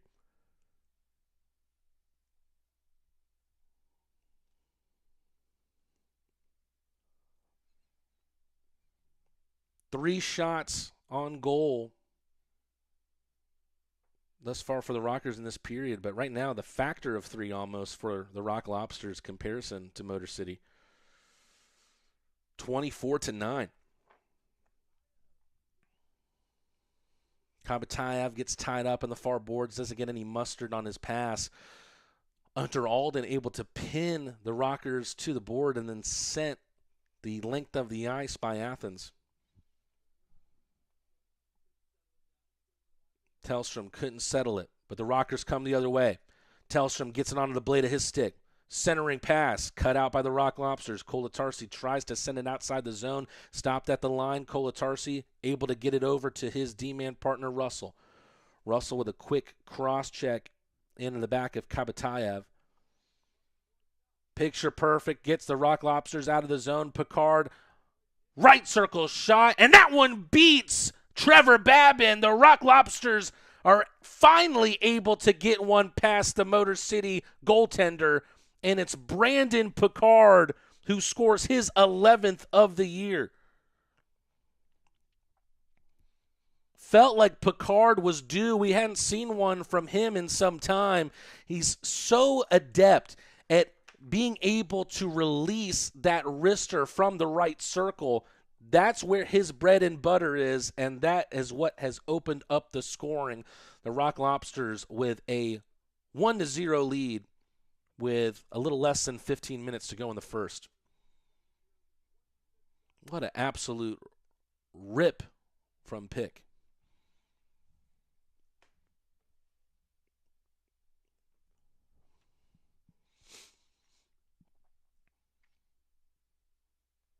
Hopefully the scoring in this game for the Rock Lobsters can be like that of a ketchup bottle. You get one hit on it, and then it just keeps coming and coming and coming. It's Brandon Picard with a little bit more than 5 minutes gone. Rock Lobsters trying to add on to it through Kyle Powell, who sends one Powell right in the kisser of Babin, but is still able to make the save. Puck sent high, almost clips the scoreboard, but Corrigan unable to get a clean touch to it. feed getting really choppy now from Motor City. And then Casey Gallant trying to settle the puck and the stream. Virgili out of the corner, pokes it over to Gallant. Gallant behind the net, gets edged out by Josh Colton. Rock Lobsters can't keep it in. A little one-on-one, but winning that battle is Adam Oja.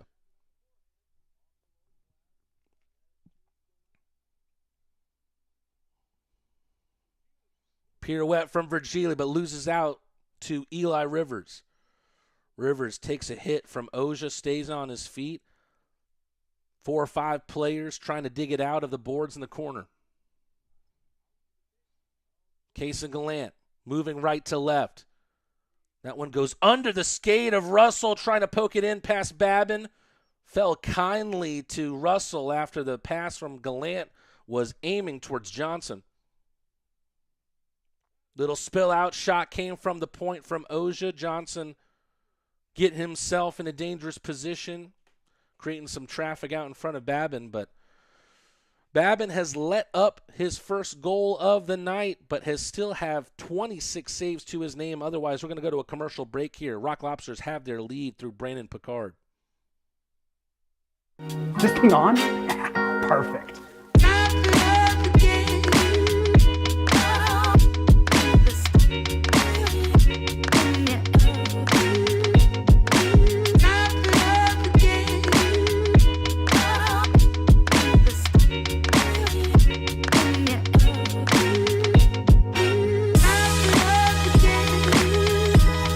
Every business owner who's built a business wonders about their company's legacy. What's the path forward after they decide to take a step back? At the heart of every succession plan is a vision that safeguards hard-earned success. This isn't just paperwork. It's your roadmap, guiding a business during a change in ownership and detailing how ownership transitions and key financial decisions unfold. This instills a profound sense of pride, belonging, innovation, and commitment, ensuring a stable future for the company and a rewarding exit for you. Let's forge that path. Brandon Picard from Kyle Russell, the lone assist, the defenseman who wears number 7 for the Rock Lobsters. That is what has led to this current 1-0 scoreline. And thank you to Hooked on Fantasy Football for the update in the chat. How about this? The Columbus River Dragons up 4-1 against the Carolina Thunderbirds. Of course, Carolina had their long winning streak come to an end. Last I checked, they were a point away from clinching the playoffs. As the way things are going right now, that point is not going to come tonight against Columbus. Rosenzweig leaves it for the captain, Carter Shinkarik. Ooh, clever one-touch pass from Weisblatt on the far side to find Milan.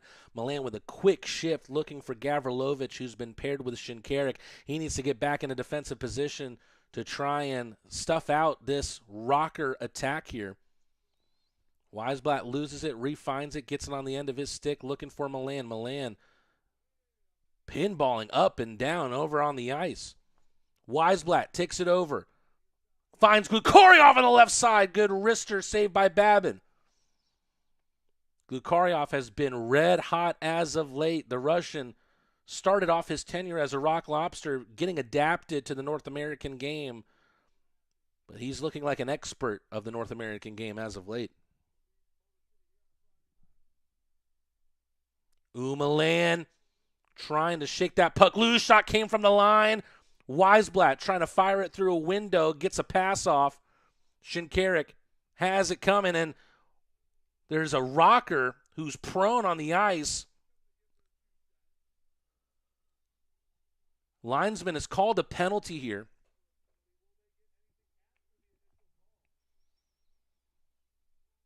Trying to listen out to what the call is here. We got the camera angle shifted back towards the net, and there was a rocker prone on the ice. All eyes on Tristan Wells.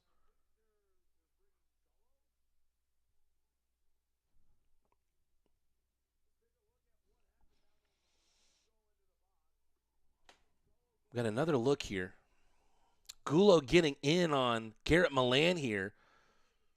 Milan just trying to kind of wrestle and get an edge on Gulo, and Gulo looks like he's heading towards the ice.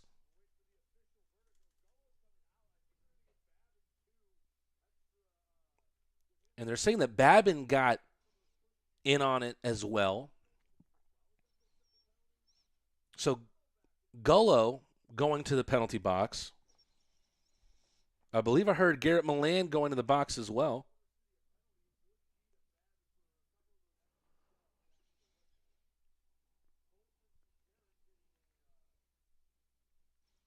As you see Garrett Milan out in the sin bin for the Rock Lobsters.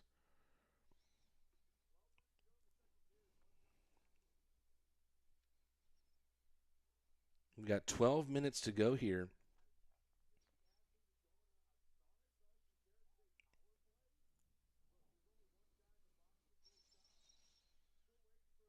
Is there 2 minors being assessed to Gullo here? One that was caused by himself and then one for Babin. It sounds like there's potentially a power play upcoming for the Rock Lobsters.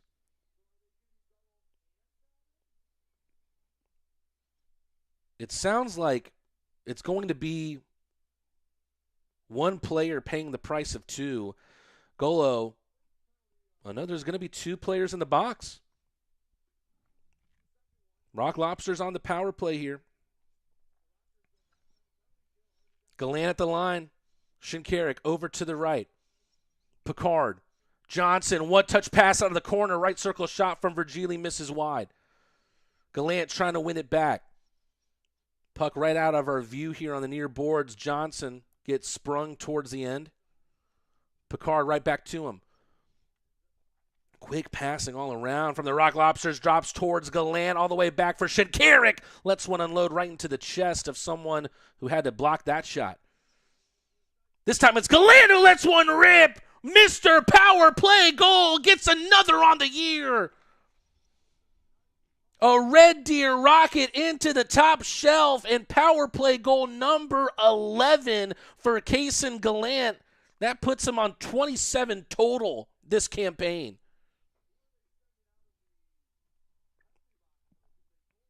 Now the question will be here is the Rock Lobsters, are they still on the power play?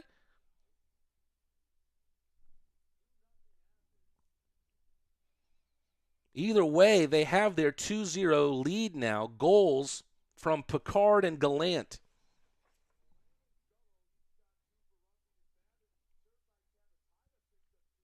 Two for roughing for Milan, 2 for Gullo for roughing. And also roughing assessed to Babin.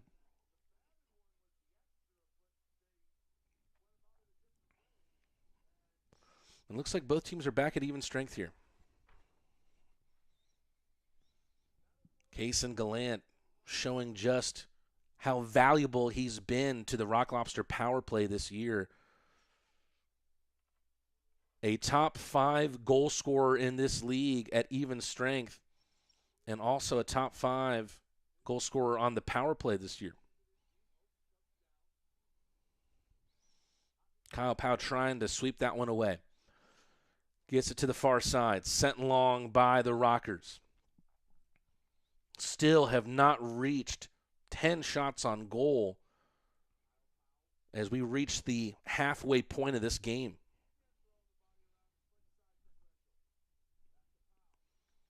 Dion Demke right through the center of the ice. He's being deployed more as the extra forward tonight, but gets the pass off to Hunter Alden. Alden can't cast a spell on that puck. He's still looking for his first goal as a Rock Lobster, but has played a huge, huge part in Athens play this year. So the Rock Lobsters are able to log a goal on the Paloma Park power play. Fired over the glass once again by Motor City. We're going to another commercial break here. Rock Lobsters lead 2-0. KG9 with the PPG.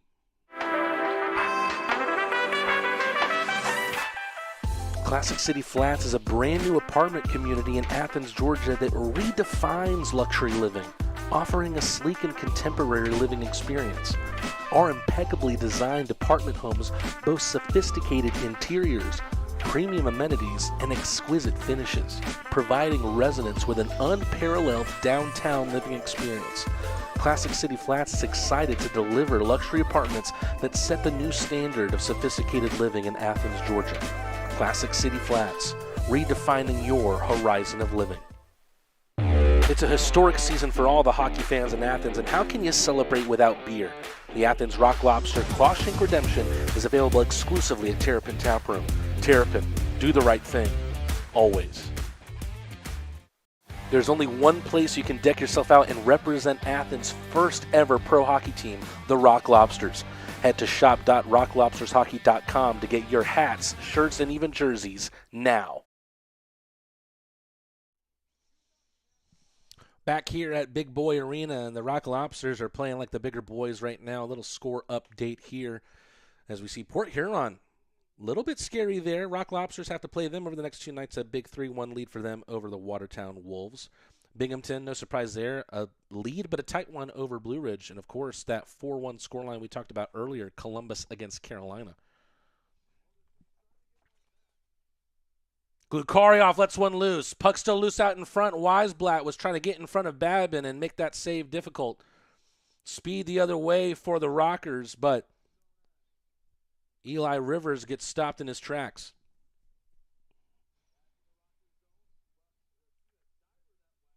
Glukarioff with a big hit in the end boards. Has that one sent his way. Can't bat it out of midair. Sent out of play once again.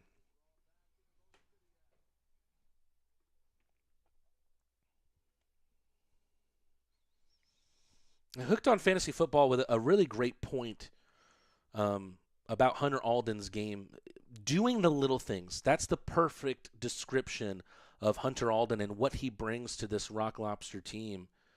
We've seen him pull off some tremendous plays. I remember a shot on goal attempt that he had against the Zydeco earlier this year where he tries to send one past the goaltender between his own legs.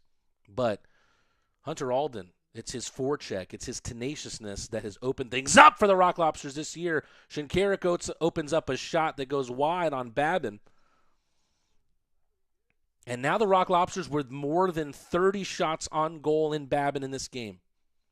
2 have tickled the twine past him. Philip Virgili. Good work all around by this line, but Kaysen Gallant can't return it to Johnson. Little speed here from Samuel Gagnon, but Gagnon can't get past Shinkaruk, and not many people can on the season. Johnson just lifts the skate over the line, and Gallant had the puck in, so that's going to be an offside.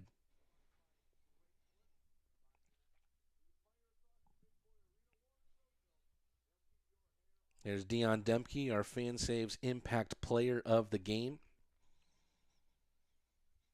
Being deployed as the extra forward tonight, not having to be forced to play defense tonight because of the replenished blue line numbers that Steve Martinson has. Dumped in from left side to right corner. Rockers get it out, but Kolatarski gets it taken away from him. Most dangerous that the Rockers have looked this period, but Rosenzweig makes the save on Corrigan.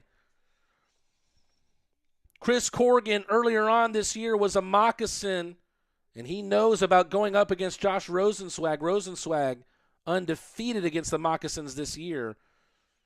He's still making life difficult for Corrigan despite the new destination where he plays. Grass isn't always greener on the other side. Kolatarski pushes it away but not out. All the way around for Alden. Quick turnaround spring. Rockers looking better here. And they need to. Down 2-0. Goals from Picard and Gallant. The latter on the power play for the Rock Lobsters.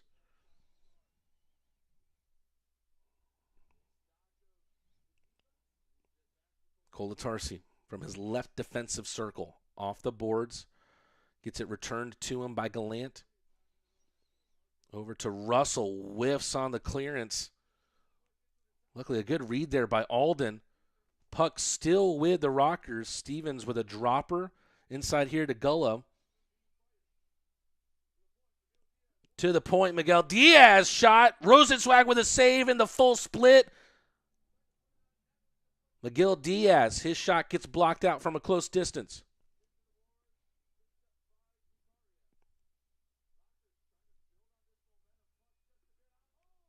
Puck just a bit offside, and the Rockers feel hard done by. No doubt the Rockers fans frustrated after that call, but it looked like the right call from our perspective here. Get another look here. Let's see if that one crosses the line. Yeah, it looks like it did. Good call from the officials. Face-off happening in the neutral zone, but more on the Rock Lobsters' defensive side of the ice.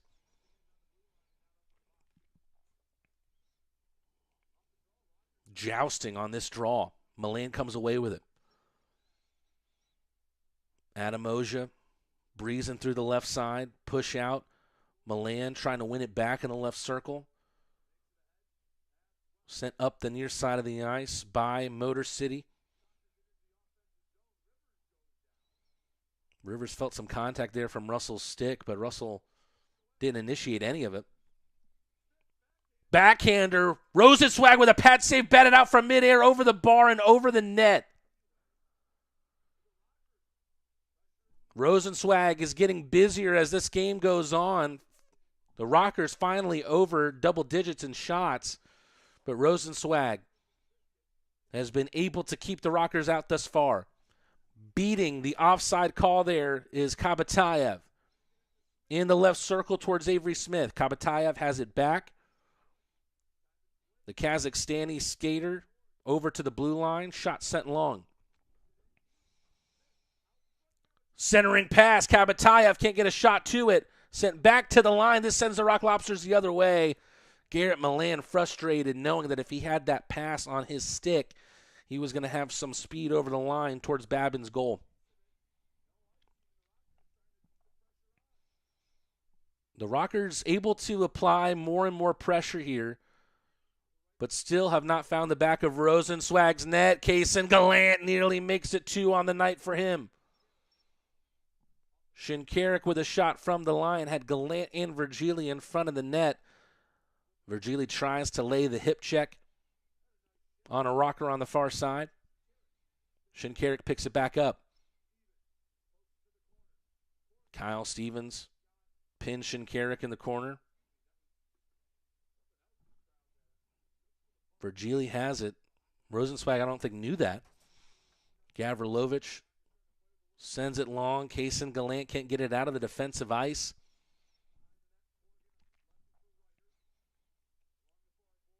Malik Johnson off a great poke check from Kaysen Gallant.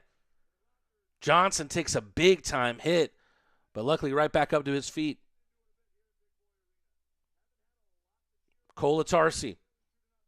That brought the Big Boy Arena crowd to its feet. Picard with an open net, but that one blazed over the bar.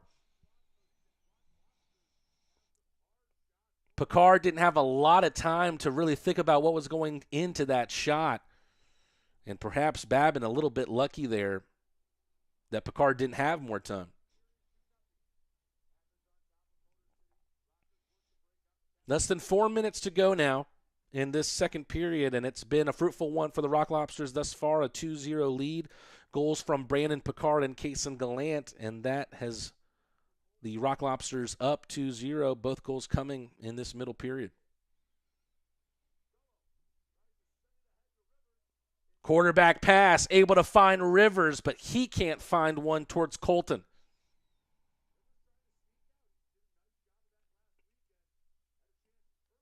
Rivers, a hat trick last weekend against Columbus. Picard, he loves those tight angle shots, and he's not afraid of taking them. We see one there, but he is not able to find the net past Babin. We're going to another commercial break here. Rock Lobsters lead 2-0, trying to add on before the second intermission. Since 1968, we've been your trusted source for home comfort. From then to now, we've evolved, but our commitment to your comfort remains unchanged. Experience the expertise that only decades of dedicated service can provide. Trust Stanfield. We've been keeping homes comfortable for over 50 years. Your comfort, our legacy. Schedule online at stanfieldair.com.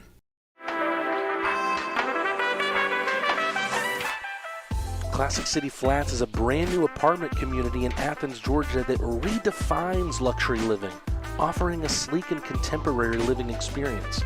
Our impeccably designed apartment homes boast sophisticated interiors, premium amenities, and exquisite finishes, providing residents with an unparalleled downtown living experience. Classic City Flats is excited to deliver luxury apartments that set the new standard of sophisticated living in Athens, Georgia. Classic City Flats, redefining your horizon of living. Little more than 3 minutes to go in this second period. Could it be the decisive one for the Rock Lobsters?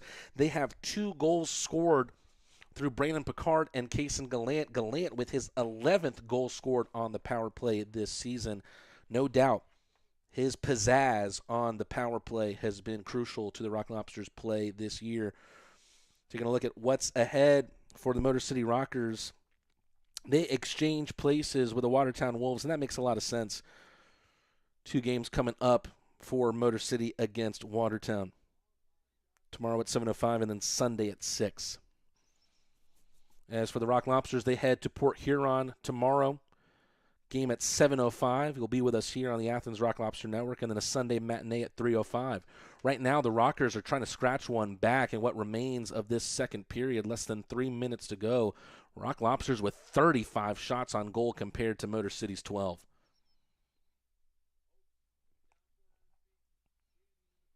Russell takes it away. Samuel Gagnon almost had that one, but fell down to the ice, lost an edge on the quick passing from Russell.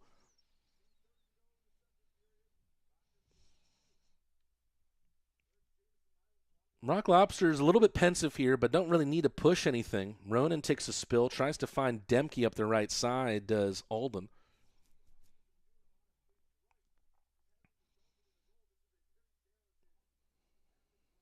Ronan trying to take it away, gets sandwiched between Stevens and the linesman. Rockers with the puck in the offensive zone. Shot comes, but it's blocked. Heroic stuff in front of Rosenswag's net. As if Rosie wasn't having a great game himself already. He's getting some help from the team out in front of him as well. Here comes Carter Shinkarik with a little boosters to his skates. Shot from the left circle, trickles out towards the end boards, gets deflected there.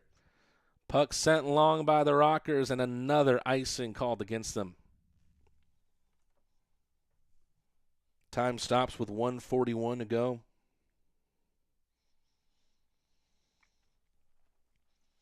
Huge thank you to everyone who's joining us today. Make sure if you haven't already, like the stream, subscribe so you can join in on the chat, and make sure you ring the bell to stay notified of all future streams and exclusive content like highlights and interviews.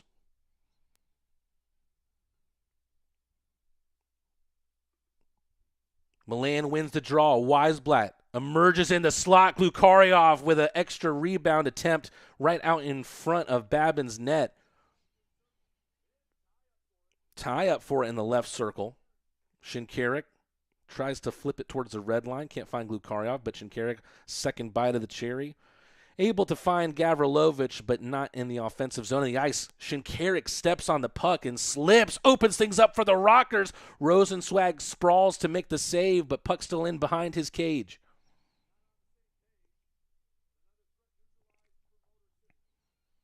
Milan enters in on the near side. The Rockers would love to make this a one-goal game. Lay it on. Is it going to come before the second intermission does? Or can the Rock Lobsters make it 3? Milan unable to get that puck around the defenseman to Glukaryov. A little bit of directing traffic there. Kyle Powell, the big 6'6" defenseman, feeling comfortable in his new team already. Weisblatt takes a couple of pokes from the stick. Able to still dump the puck in. He goes off for the change. Johnson lays the hit to win the puck back.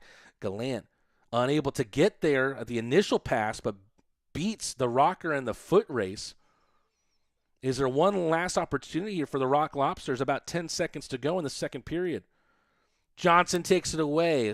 Gallant was open there in the left circle, awaiting the centering pass. Shot might still come here. Kolatarski fakes the slapper, rips a shot. misses, and the horn blows here at Big Boy Arena. That was the period the Rock Lobsters needed. They follow up a 20-shot effort in the first with 16 in the second and still lead the shot on goal tally 36-14 here at Big Boy Arena, but they are finally able to get two past Babin. Taking a look at the scoring summary on the federalhockey.com website, Brandon Picard opened it up at the 5:06 mark of the second period, a helper from Kyle Russell. And then Kaysen Gallant with his signature Red Deer Ripper on the power play, his 11th power play goal of the year, and he is able to give the Rock Lobsters a 2-0 lead. Rock Lobsters looking good as always in the second period, but can they close it out in the final 20 minutes, or has Babin done enough in this game to open things up for the Rockers in the third to come crawling back and try to get something out of this? A reminder, a big weekend for the Rock Lobsters. If they are able to secure all three regulation wins this weekend, tonight against Motor City and then Saturday and Sunday against Port Huron, they put themselves in a position where they could clinch playoffs this weekend, but that all depends, and it's a big, big if Monroe can drop one to the Dashers this weekend. Of course, the Dashers on a historic 30-plus game losing streak. Let's take a quick look at the scores around the league before we go to our usual Lobster Tales during the second intermission. Danbury Hat-Tricks lead 1-0 against Venom HC. Monroe with a 3-0 lead against the Dashers. Columbus River Dragons now with a 5-1 lead against Carolina. So it looks like Carolina is going to be deprived of being able to clinch a playoff spot today. And then, of course, if you haven't seen Baton Rouge and Mississippi, Seawolves and Zydeco, that game getting postponed to Sunday, it appears that there was Zamboni issues in that game as well. And, of course, we saw that as well in this game. Of course, that delayed the puck drop, but the Rock Lobsters and the Motor City Rockers were able to drop the puck, and the Rock Lobsters lead this game 2-0. Well, in the net tonight is Josh Rosenswag, and he's been a big part of the Rock Lobsters' success this year, currently on a 15-5-1 record. He stopped 27 of 28 shots in his last game. Unfortunately, it was a 1-0 loss against the Blue Ridge Bobcats. But the Rock Lobsters have the lead for him in this one. Let's see if they can keep it. Here's my interview, our Lobster Tale with Josh Rosenswag. Hey, Crustacean Nation, we've got another episode of Lobster Tales here for you on the Athens Rock Lobster Network. Matt Team Rad here, and I'm joined today by goaltender Josh Rosenswag. Rosie, how you doing, man? I'm good. How are you? I'm doing great, and why wouldn't you be doing good? You're coming off an amazing performance against the Columbus River Dragons, 38-save shutout, and a completely clean slate in the shootout as well. At what point in that game are you aware of really just how locked in you are? Yeah, I mean, started off the game with like 10 shots in the first period or 11 or something like that. And I felt like I was in a groove. So it was starting to feel really good. And then in the second and third, it was still 0-0. And, I just had the mentality that, I wasn't getting beat. Is there ever any fear in a game like that when maybe the rest of the team isn't firing on all cylinders and it feels like they're leaning on you to keep them in the game? Are you in a mindset where you're trepidatious to make a mistake, or are you just trying to take it kind of save by save? I think as a goalie, you sort of live for those moments, those games where you can really step up and be the hero. So I love those little tight games. Obviously love to keep it 0 as long as possible. So yeah. That's exactly what you did. And after that final save of the shootout, your emotion on the ice was obvious. What was running through your head when it was all said and done? Yeah, obviously, I was really pumped up, really fired up. I'd get on one knee, do my little fist pump Sully, and then kind of did the Columbus fans celebration like when they score. So all those emotions at once, it was really fired up.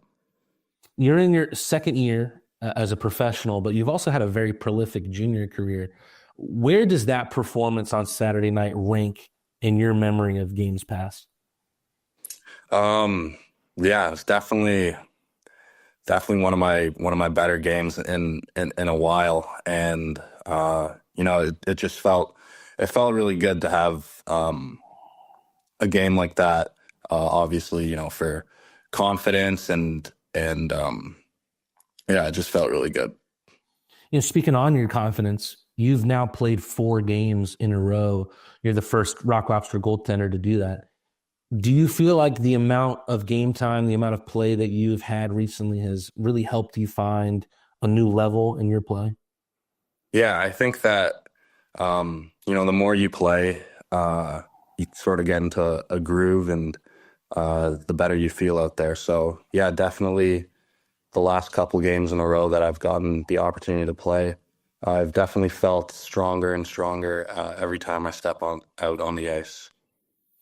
You grew up in Toronto. Does it suffice to say that you also grew up a Maple Leafs fan? Yeah, 100%.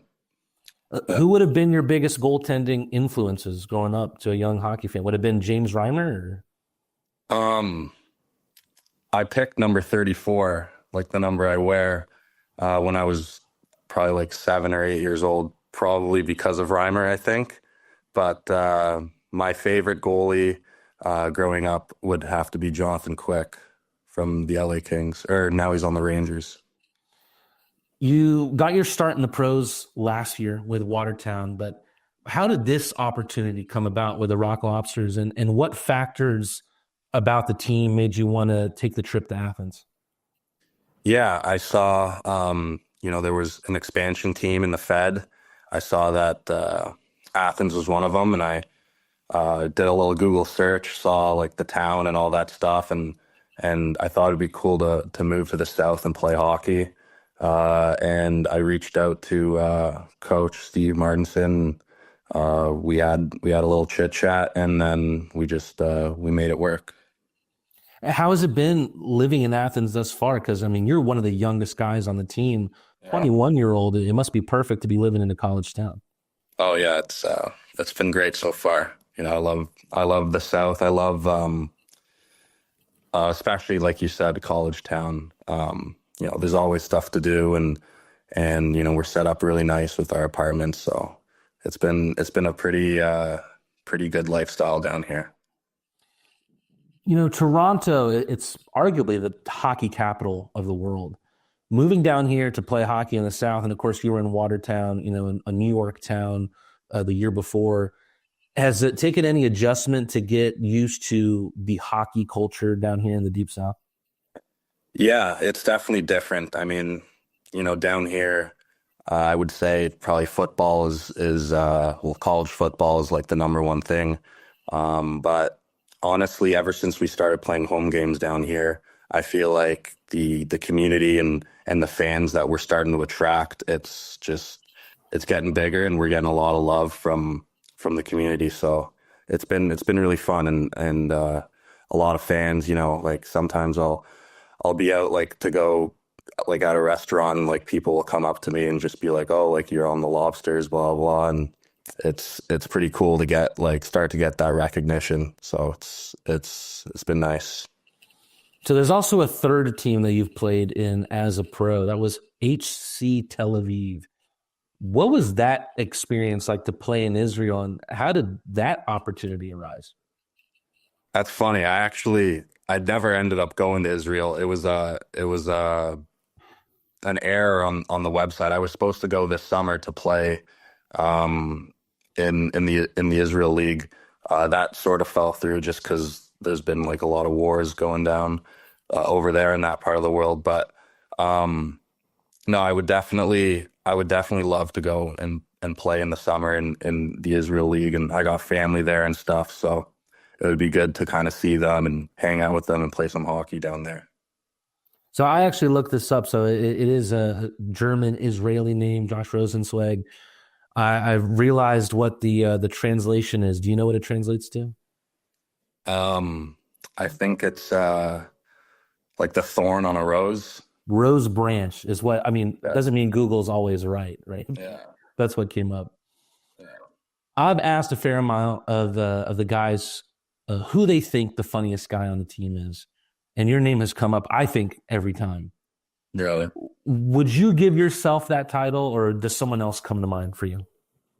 I mean, I definitely like to keep it light most of the time, but I don't know. I would say that Orca Weisblatt, he's a character. He's a funny guy. Is he kind of like a sneaky funny guy? Because Orcs can be a quiet dude. Yeah. I mean, I'm really close with him, so once you get to know him a little bit better, he can make you giggle a little bit. So he's pretty funny. We've already mentioned it once. You're one of the youngest guys on the team. I think Brandon Rellett is the only guy that's younger. 2 questions with that in mind. Who have been the guys that you have been closest to on the team? And then who are the more experienced guys that you've kind of been looking up to? Yeah, so closest, I would say, definitely Orca, my roommate, Kason Gallant, and Garcia, and probably Reller too. Like all us young guys, we have a lot of stuff in common. We love to hang out together after practice, and whether it's watching movies or going to get something to eat, it's always a good time with them. And then you said experienced, sorry? Who have been the more experienced guys that you've been looking up to? Definitely, guys like Shanks and Millsy. Those guys, they lead by example every day. They've instilled a culture on this team that, there's very high expectations, and I don't think I've ever seen those 2 guys, especially ever go through the motions or take a day off. Like those guys, they lead by example, and they've had long pro careers because of it. And it's always good to learn from guys like that.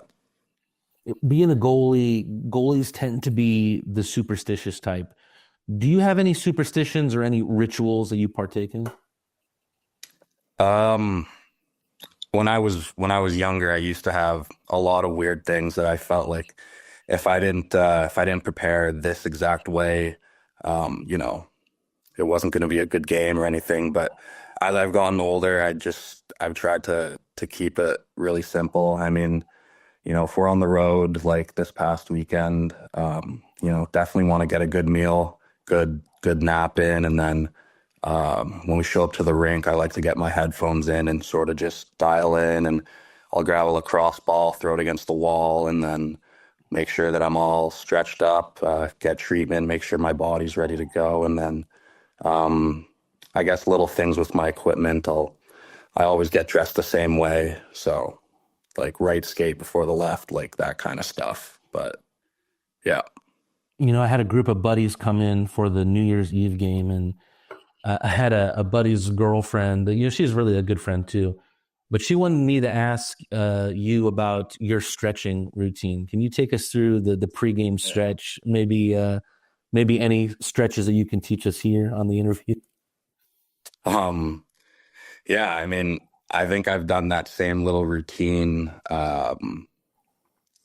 probably since junior, since I was about 16. I don't know. It's just something I like to do. It might look a little flashy and a little crazy at sometimes, but it definitely gets my body ready to go. It gets me dialed in, it gets me focused. I'll grab the water bottle and I'll sort of squirt it up and then watch the water drops, just kind of focus my eyes. And yeah, that's basically it. It feels like you kind of have a thing for playing in Monroe. Some of your best performances have come against the Moccasins in Monroe this season. What is it about there that just brings out the best in you? Is it something about maybe the fans there that you really want to be on your very best, or some other factor that really puts you in tip top to go up against the Moccasins? Yeah, I'm not really sure, but every time we're in Monroe, I think they've had the most fans consistently, like on a nightly basis on the road. I think they get an average of like 4,000, north of 4,000 fans a game. And I don't know, I've loved the pressure. I've loved the spotlight, ever since I started playing. And they always have, the fans heckling at us. They make signs and stuff. So, it's a great atmosphere to play in. And, when you get booed, sometimes you like being the villain. It's not always a bad thing. And, it's been fun the couple times that we've played in Monroe. From being the villain in Monroe to being the hero in Aikens Ford Arena, we've got a 3-game set coming up against the Baton Rouge Zydeco. Rosie, how excited are you to get back on the home ice? And what has it been like for you as a goaltender to open up this new arena with the Rock Lobsters? Yeah, obviously love playing at home with the new rink. It's beautiful. It's a great building. In front of our fans, playing in front of our fans, there's nothing better than that. And, I'm very excited for this weekend. We got a big weekend against Baton Rouge. So you're in an interesting position, Rose. I've asked guys like Shinks and asked guys like Millsy about what their individual goals for the season are. And really all they've talked about is really wanting to help the team because of where they are in their careers. But in terms of you, you're still so young into your career, especially your professional career. So what are some of the individual goals that you want to achieve for yourself this season? Yeah, I mean, I'm here to win a championship. I've never won in any level before, and I'm hungry. I want to know what it feels like to win. So I'm here to win a championship, and I think we have the right guys to do it. We have a very talented and skilled team, like up and down the lineup, and hopefully I can give the team the best chance to win, every night. And yeah, I just want to win. You've definitely given the team a winning recipe as of late. Josh, thanks so much for joining me today. Looking forward to seeing you play against Baton Rouge this weekend. This thing on? Perfect.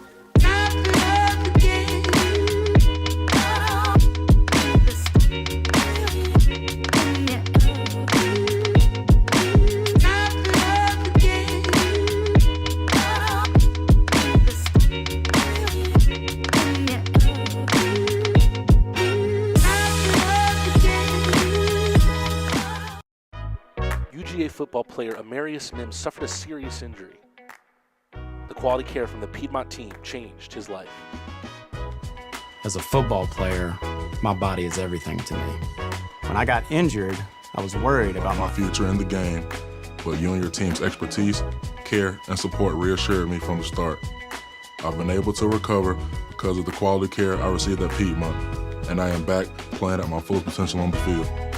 I can't thank you enough for what you've done for me, my family, and my future. Your help means the world to me, and I'll always be grateful for your part in keeping my dreams alive.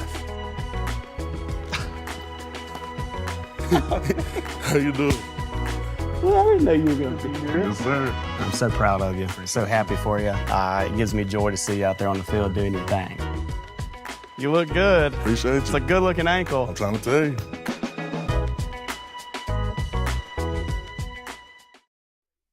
2 goals, 3.5 minutes apart in the second period. One from Brandon Picard to open up the scoring, and then another from Kason Gallant on the power play. His team-leading 11th power play goal of the year. Rock Lobsters going into the third period with a 2-0 edge. Let's see if they close things out cleanly. Right now, of course, the offense has been impressive. It always has been for Athens this year, but take a look at the shot on goal tally. It's much more impressive to me, not that the Rock Lobsters have 36 shots on goal through the first 2 periods, but more that they have been able to stop Motor City from shooting anything more than 14 on the night thus far. Be interesting to see how we look at Josh Rosenzweig's performance, because he's made some big-time saves in this game, but his defense out in front of him has done a great job at keeping him relatively untested through the first 40 minutes. Right now, the Rock Lobsters, all they need to do in a perfect world is just get through this next 20 minutes unscathed, and they could potentially win this one 2-0. But why not put some extra goals on the board in this one? Right now, we take a look at the 10 skaters out on the ice.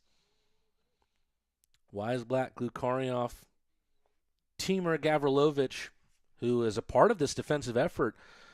A reminder, 3 new Rock Lobsters making their debuts tonight, one with a long name, 2 with a short name. Timur Gavrilovich, one of them, the newest member, along with Kyle Powell and Adam Oja, all 3 making their debuts today. Gavrilovich, the Belarusian who joins from Blue Ridge, Kyle Powell and Adam Oja,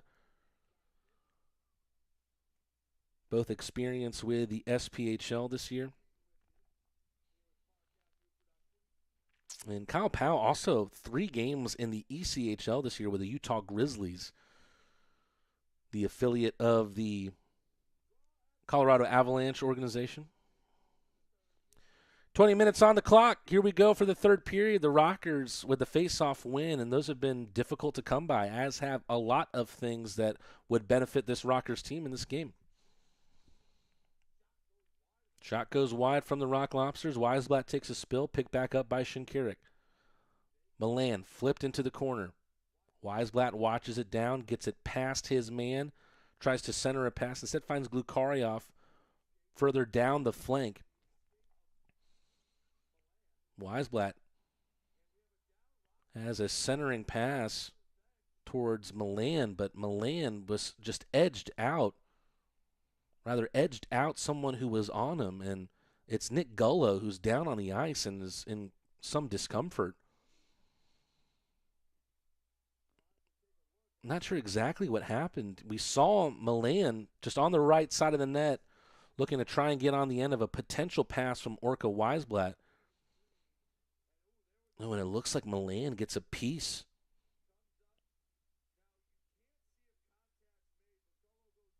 Gullo goes down hard. He goes down immediately, and we'll see if the referees saw it and will make a call on it. Now, you got to call it like you see it, folks. It looks like a quick jab from the stick of Milan.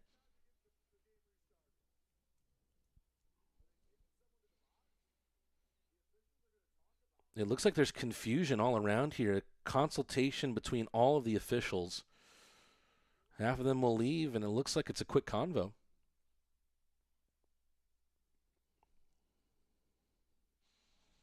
Carter Shinkarik joined by Josh Colton. Colton, the 2018 FPHL D-Man of the Year, but he won that award with Port Huron.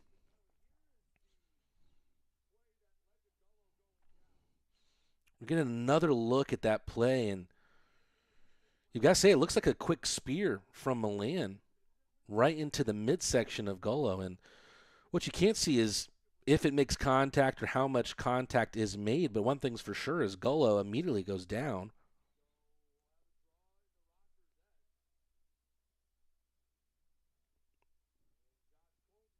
One thing you can't blame the officials for is if they didn't see it. Looks like that there's nothing to review, and play is going to resume here with 35 seconds gone. Alden able to win it. Shot coming right out of the faceoff, still loose out in front. Initial effort there from Powell is saved, and the Rock Lobsters can't redirect the rebound.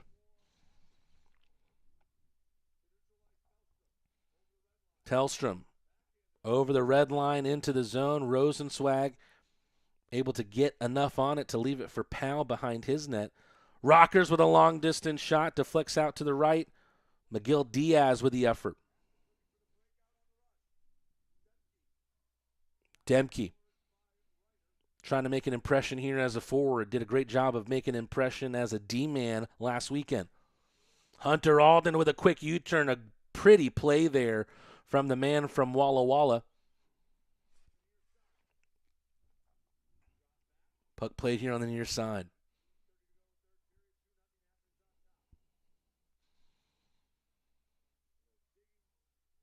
No doubt Michigan a happy home for hockey in all levels.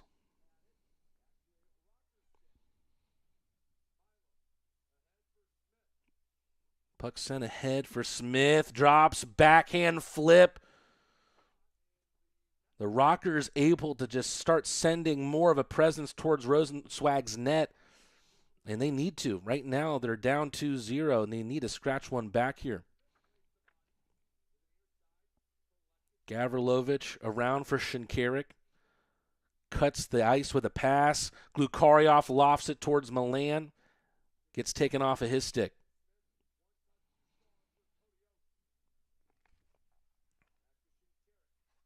Oja to Shinkarik. Drops back down for the big Swede. Oja gets himself to the left circle. Saved by Babin, but spills out in front. Turnaround, no-look centering pass from Weisblatt was looking for Milan.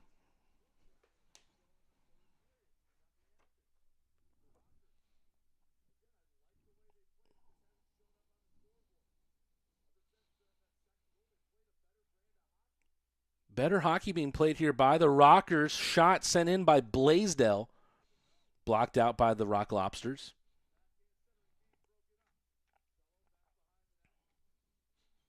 What needs to be played for in this game? Should it be the Rock Cup? Rock Lobsters against the Rockers? 2 logos with guitars? Is it a Guitar Hero Cup? There's got to be something in there. And right now, Gullo probably feels hard done by that call later on. And then Johnson with a little poke at Gullo. Nick Gullo probably feels like he's being picked on here. And one thing's for Gullo for sure is Gullo is a tough customer, but he's perhaps one of, if not the shortest player that we've seen in FPHL competition against the Rock Lobsters this year. How about this? 2 big boys getting right in each other's face. Malik Johnson and Tristan Wells. Aptly enough in Big Boy Arena, and you see the barking from Wells standing at 6'6", going up against Johnson at 6'1".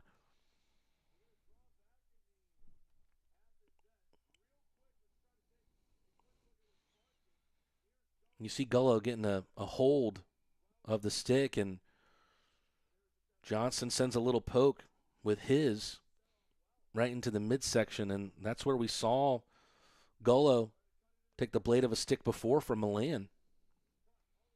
Johnson might have a chance to add on to the pain here for the Rockers. Centering pass towards Gallant gets tipped wide.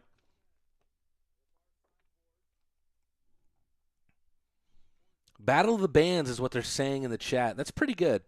That is pretty good. All around, Casa Gallant trying to win the foot race towards the end boards. Gets a piece of it sent out toward the near side. Philip Virgili trying to get it back in his good graces, but here come the Rockers through neutral ice. Stevens towards Rosenzweig's net. He'll play it himself. Passes it towards Kolatarsi. Then a deflection on that shot. Didn't reach the netting. Stays in play here. Rockers trying to force it into the slot. Get a pass towards the blue line. Rosenzweig has it in the glove. Through some contact and some traffic, and then a couple of oven mitts sent each other's way between Kyle Powell, and that's Avery Smith.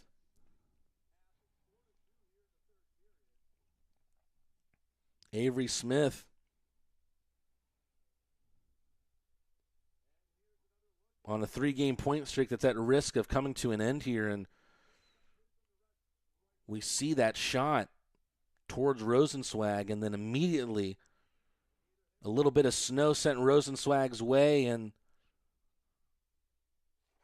Kyle Powell, he might be a new member of the team, but takes no exception to the move made on his goaltender.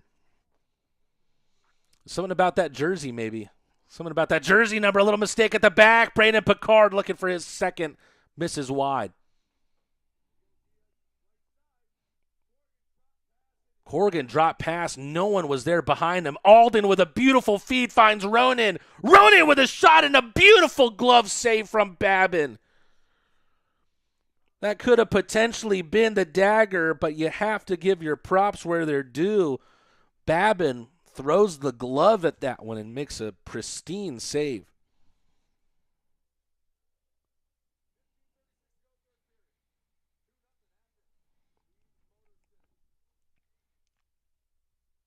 Best save of the night for Babin, and he's had to make plenty in this game. Right now, though, 4-3, the shots on goal in favor of the Rockers in this third period.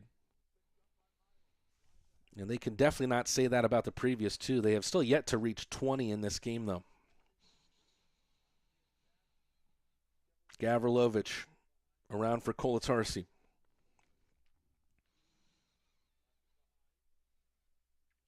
Picard, banker towards Ronan, who had that great opportunity a mere seconds ago.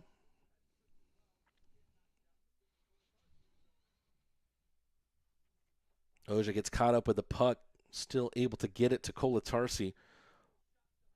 Shot blocked by Alden. Gets it through the legs from Picard. Great little rush here. Alden finds the pass out to the far side. Shot comes. Pad save from Babin, and the Rockers able to take it away. 6-3 is now the scoreline between the River Dragons and the Thunderbirds. Perhaps 2 consecutive losses on the way for the Thunderbirds. Binghamton's winning streak might be the only that remains in the FPHL by the end of the night. We'll take a look. Right now, they are out in front against the Blue Ridge Bobcats in interdivisional play. Shinkarik, beautiful little toe drag, looking for a centering feed towards Weisblatt. Weisblatt hit out on the near side. Milan there to try and help him out. Rockers are able to take it away from the Rock Lobsters, though. No icing waved off there by the officials, much to the chagrin of Athens, but will they make something of it? Milan back to Shinkarik. Shinkarik loses a handle of the puck, able to poke it to Milan, though. Tremendous second effort from Shinkarik. Milan dancing to the blue line, whistling it around for Russell. Sent back where it came from towards Weisblatt. Tries to lay the body. Gets a push there from Avery Smith. Comes loose for Russell. Shot misses high and wide. Matthias Tellstrom dumps it in. Right in at Rosenzweig, who stops it. Tellstrom trying a second bite of the cherry. Trying to take it away from Russell. Pinballing around the near boards, but not out. That one took an awkward deflection towards Rosenzweig's net. Missed the top shelf, though.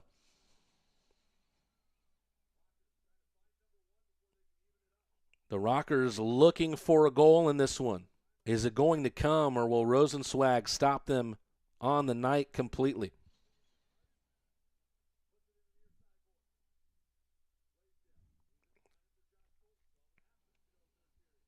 Here come the Rockers. Good move from behind their net. Special shout out to DJ Webster, resident DJ of Aikens Ford Arena, who joins us in the chat. Perhaps with his special touch, he can give the Rock Lobsters the luck that they haven't needed thus yet. We'll see how necessary it becomes as the end of this game edges closer. The Rock Lobsters ice it at the 12:07 mark.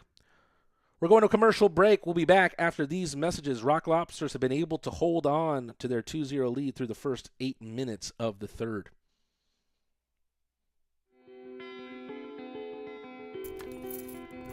Farmburger is defined by its mission, its farms, its team, and its family. In 2008, our co-founders gathered around a single idea: redefine the burger by bringing together a community of ranchers, farmers, chefs, restaurateurs, and eaters. Our promise is to strive every day and with every burger to uphold these core values to each and every one of you. We do that by holding ourselves to a higher standard. Grass-fed and grass-finished, that means our cattle are never fed grain. Our belief feeds our mission, and our mission is to feed you.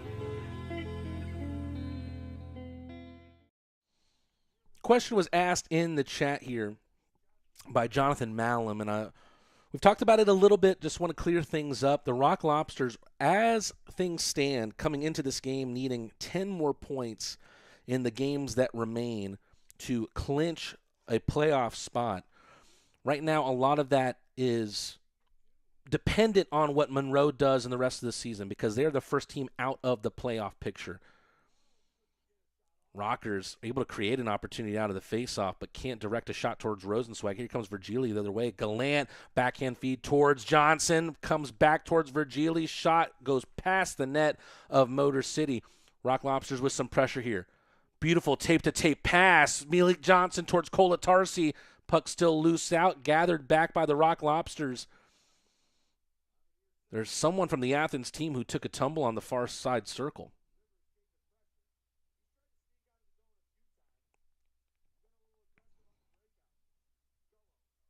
Gullo able to keep it away from Johnson. Talking about the playoff picture, Monroe's the first team outside the playoff picture in the Continental Division.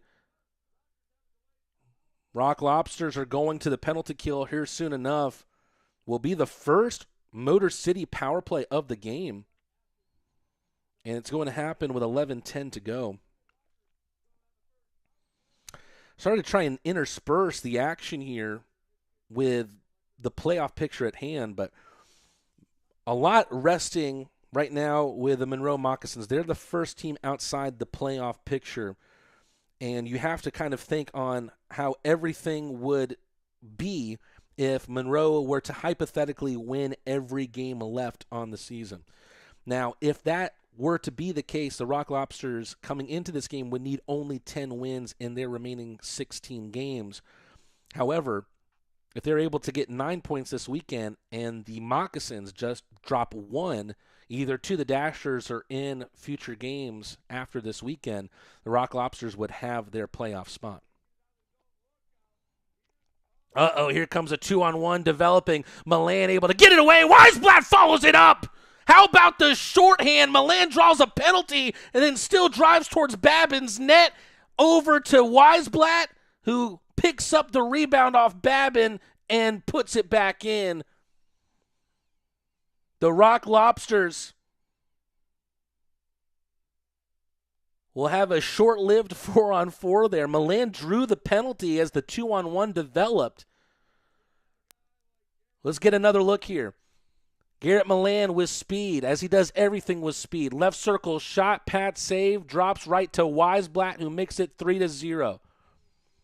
And that should just about do it. Still a lot of game left, and the Rockers, in the first 15 seconds of their power play, give up a goal. And what you have is almost a perfect hat trick, if you will, because in soccer they call a perfect hat trick a goal that's scored with the head, a goal that's scored with the left foot, a goal that's scored with the right foot. The Rock Lobsters have done it on 5-on-5 and both of their special teams. An even strength goal to open the night, a power play goal from Kaysen Gallant, and then a shorthanded goal at 4-on-4. But we'll see if that goes shorthanded, though, because Milan did draw a penalty just seconds before the goal was scored. Glukarioff turns into Danny Dangles once again. He's taken down to the ice illegally. And once again, another self-inflicted wound from the Rockers on their own power play.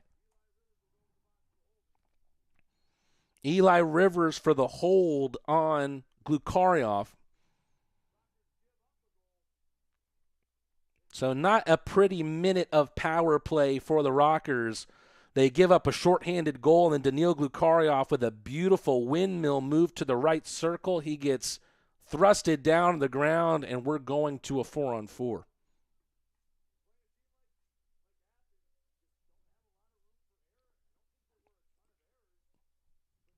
Puck is dropped. 2-on-1 developing for the Rockers. Can they scratch one back? Centering feed is wayward.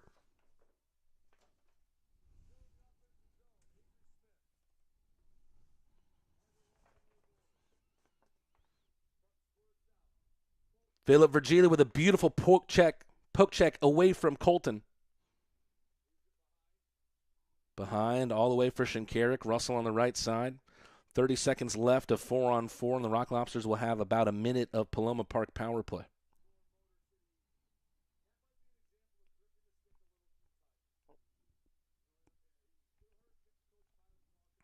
Turnover from the Rockers in their own zone.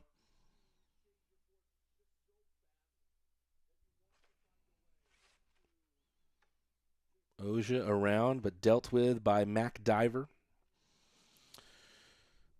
Rock Lobsters penalty ends. And now a little less than a minute of power play for them. They've put this game potentially to bed. Let's see if they can fully tuck it in at this point. Shinkarik over to the right. That's where Milan always stays. That's his office. Kolatarsi with a one-time shot on the feet from Shinkarik. Picked back up by Milan. Not a lot of room for error for this Rockers team when you go up against one of the best in the Continental Division. Milan right circle shot off of a shin guard and out. Rockers have to take a chance here. Gullo, short-handed, grabbed by Rosenzweig. Nowhere to drop that one, though, and that will stop the clock. Athens able to add another, making it a 3-0 game. Orca Weisblatt. Is that going to be the dagger? We'll find out in what remains of the 8:27 of this game. Stay tuned with us here on the Athens Rock Lobster Network. We'll be back after this commercial break. Farm Burger is defined by its mission, its farms, its team, and its family. In 2008, our co-founders gathered around a single idea: redefine the burger by bringing together a community of ranchers, farmers, chefs, restaurateurs, and eaters. Our promise is to strive every day and with every burger to uphold these core values to each and every one of you. We do that by holding ourselves to a higher standard. Grass-fed and grass-finished, that means our cattle are never fed grain. Our belief feeds our mission, and our mission is to feed you. Wow, that Binghamton against Blue Ridge game exploded quick. A 6-1 lead for them, but it's getting closer in Port Huron. The Watertown Wolves are within a goal. We'll see if that one stays the way it is. 8:27 to go in regulation. Rock Lobsters with 15 seconds left of quadruple P.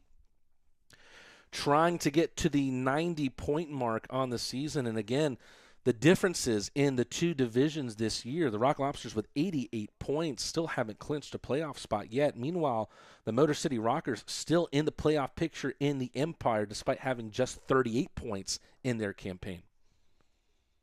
Here comes Weisblatt with speed. He scored the Rock Lobsters' third. Finds Shinkarik. Left circle shot. Babin makes the save. There's not much that Babin's been able to do in this game. He's stayed extremely busy. 42 saves for him on the night thus far. Milan steps on the gas pedal, over center ice, over the rocker, over the logo, but loses a handle. Rockers send it the other way. Gavrilovic looked like he won the foot race, but icing not called there. Milan takes a hack, trying to show the officials that. Weisblatt gets it poked away. He regathers. Bank pass on the left side. Sent in by Oja. Adam Oja, like Philip Virgili, a Swede who is a former member of the Quad City Storm. However, those two not playing on that team at the same time. Brandon Picard, he has one in this one already. His effort in that opportunity, though, goes wide of the mark. Motor City Rockers trying to make something happen. Chris Corrigan unable to touch that one gently enough to send it towards the net of Rosenzweig.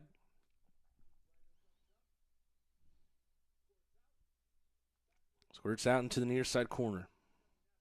Sent to the far. Hunter Alden gets pinned. Motor City Rockers trying to make something happen after forcing the turnover. Shot well over the bar of Rosenzweig's cage.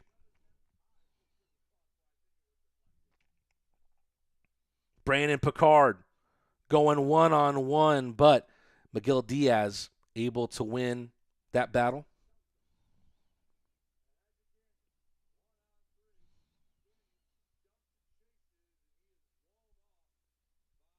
Good defense once again from the Rock Lobsters. That's a little bit of a microcosm there of just how well they've done defensively to keep Rosenzweig safe. Only 20 saves made on the night from Rosenzweig. That's all he's needed to make. Kolatarsi gets it taken away from him, and then some more pleasantries being exchanged between these two teams. Kolatarsi taking some punches from Smith. Kyle Powell not liking what he's seeing either. Virgili getting in on the fight. Oh, this one's getting to be a mess in Fraser. Little 2-on-1 for the Rockers going up against Virgili.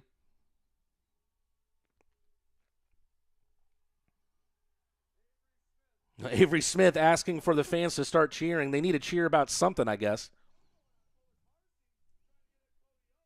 Kolatarsi trying to get in on Oaks. It's Virgili and Oaks and Virgili still going at each other.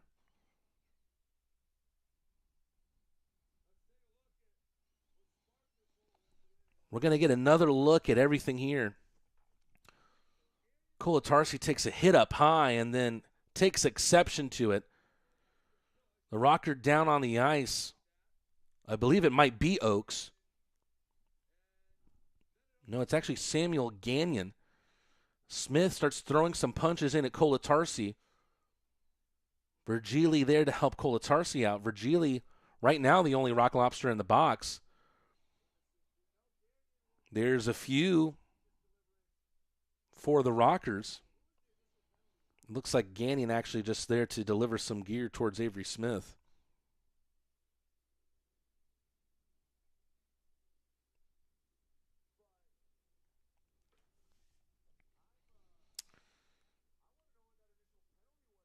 Wow.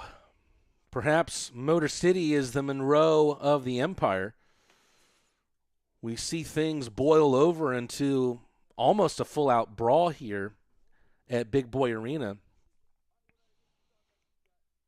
We see that hit. That's what sparked everything. Gagnon goes up high on Kolatarsi, immediately turtles on the ground as Kolatarsi takes exception. Smith starts throwing punches before the gloves are even shed.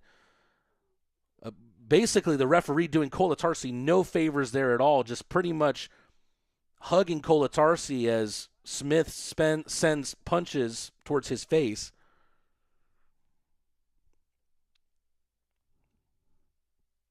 And then Avery Smith, the big man, going away from the fight and trying to hype up what's left of this crowd despite being down 3-0.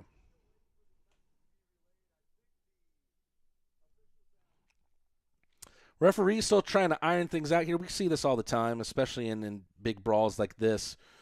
Takes some time to get the penalties right, who's going where and for how much amount of time.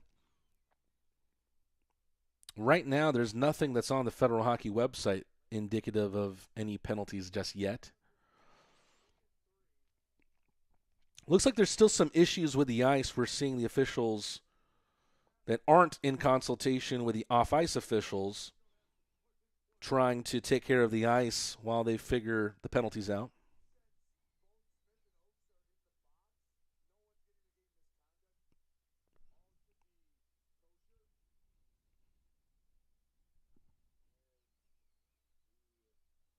We're going to go to a quick commercial break here.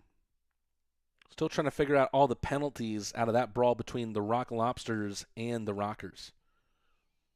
Every business owner who's built a business wonders about their company's legacy. What's the path forward after they decide to take a step back? At the heart of every succession plan is a vision that safeguards hard-earned success. This isn't just paperwork. It's your roadmap, guiding a business during a change in ownership and detailing how ownership transitions and key financial decisions unfold. This instills a profound sense of pride, belonging, innovation, and commitment, ensuring a stable future for the company and a rewarding exit for you. Let's forge that path together. There's only one place you can deck yourself out and represent Athens' first ever pro hockey team, the Rock Lobsters. Head to shop.rocklobstershockey.com to get your hats, shirts, and even jerseys now. We got an update here. Avery Smith, along with Philip Virgili, are sent to the showers early. We see Smith returning to the locker room. That's all we know right now. Right now, I'm hearing something on the broadcast about a 5-minute power play.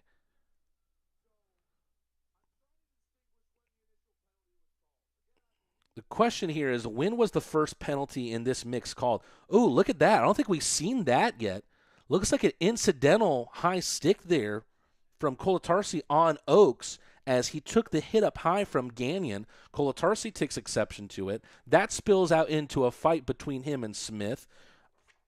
Kyle Powell, one of the newest Rock Lobsters, immediately wants to go with somebody. Virgili get in on that tag team match with Joe Kolatarsi. The referee hugging Kolatarsi, so it's essentially a 2-on-1 between Virgili, Smith, and Oaks. Just a mess, really.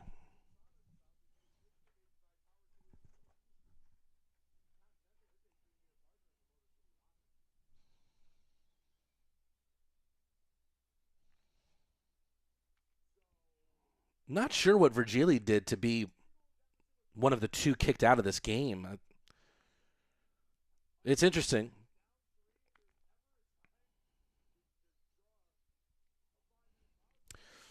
And this is where things get interesting. So it will be a 5-minute power play. You can see on the big scoreboard there right over the center of the ice at Big Boy Arena. Philip Virgili's penalty will result in a 5-minute power play for the Rockers. The question will be who serves this penalty for the Rock Lobsters.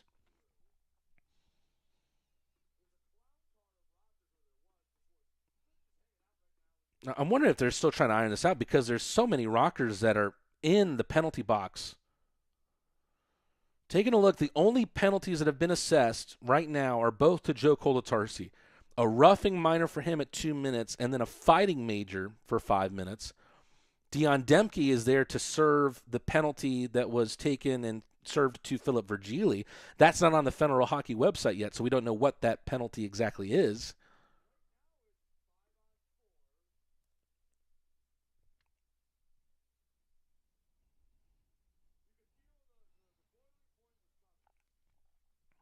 Things looking like they're going to stay 5-on-4, but for 5 minutes? That's what it will be, a 5-minute power play for the Rockers.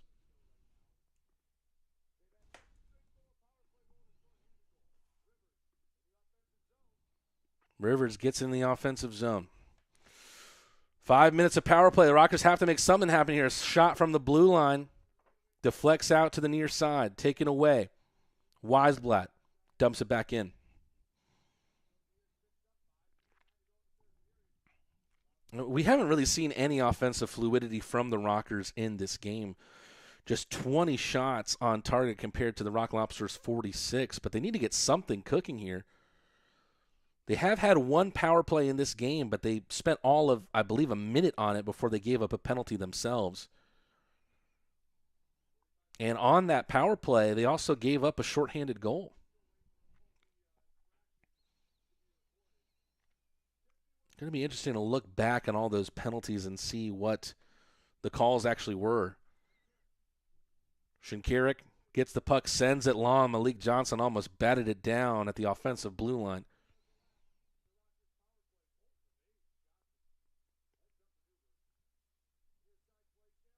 So Joe Kolatarsi also out of this game for a game misconduct, being the aggressor.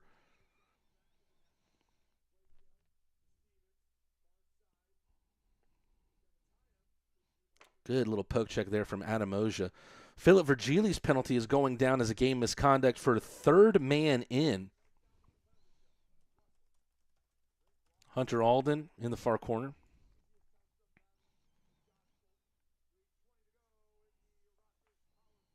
And third man in penalty usually goes up against someone who enters a fight it's already in progress.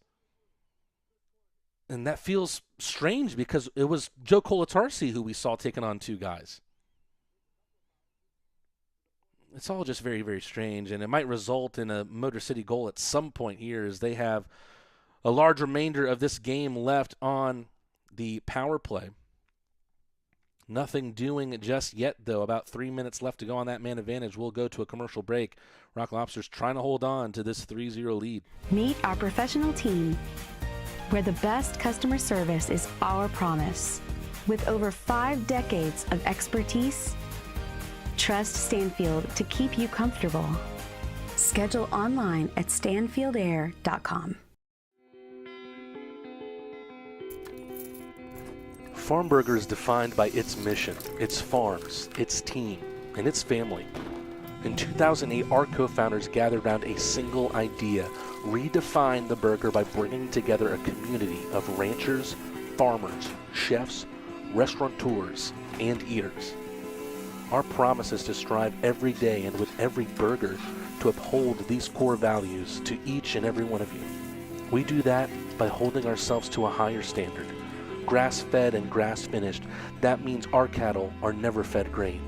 Our belief feeds our mission, and our mission is to feed you. Apparently there was about a dozen penalties that were listed. They're being read out here over the Motor City broadcast, and they're all coming in now. Taking a look. Okay, so very interesting here. Joe Colatarsi with a fighting major. Philip Virgili with a fighting major. Philip Virgili with a match penalty for hair pulling. And there comes the goal for Motor City. Comes from a shot from the blue line on the power play, and they're able to scratch one back. Kyle Stevens gets credited with the goal. A man who has more than 230 games in the FPHL to his name. That'll be goal number 77 in his Fed career.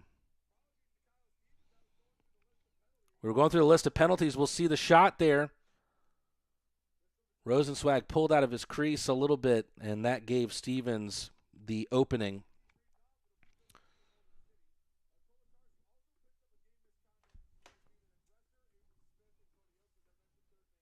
So still about 2 minutes and 40 seconds left to go on this power play. A lot of third men in penalties, 3 of them to be exact. The Rock Lobsters short-handed. Those 2 once again, Milan and Weisblatt trying to combine. But the Rockers are able to keep the Rock Lobsters at 3 goals on the night.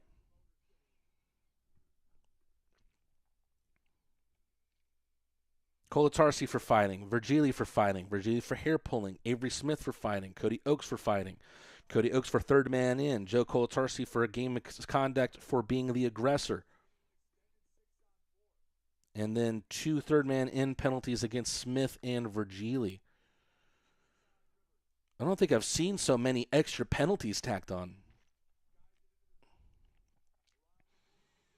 Well, the Rock Lobsters know the task at hand at least. Spend most of what remains in this game on the penalty kill.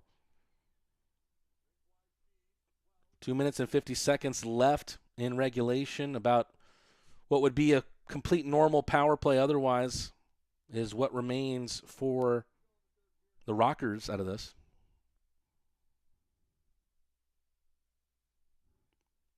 Malik Johnson very intelligently playing off of McGill Diaz there. Forehand and tries to stick one towards the top shelf.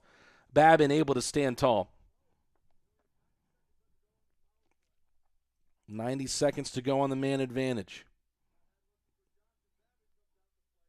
Babin out to play it towards McGill Diaz as Malik Johnson was perhaps making him feel uncomfortable. Quick turnaround shot from Alden. A lot of players not on the ice right now for the Rock Lobsters. Does that give Alden the window to potentially go and score his first for this Athens team?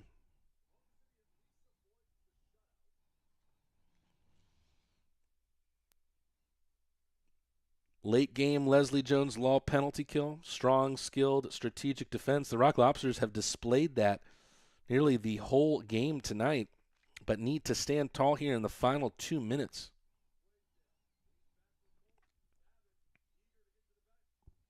Josh Colton Babin outside of the net. The Rockers get the extra attacker at the line. Kyle Stevens over to the right. Rosenzweig swallows up that shot from Colton.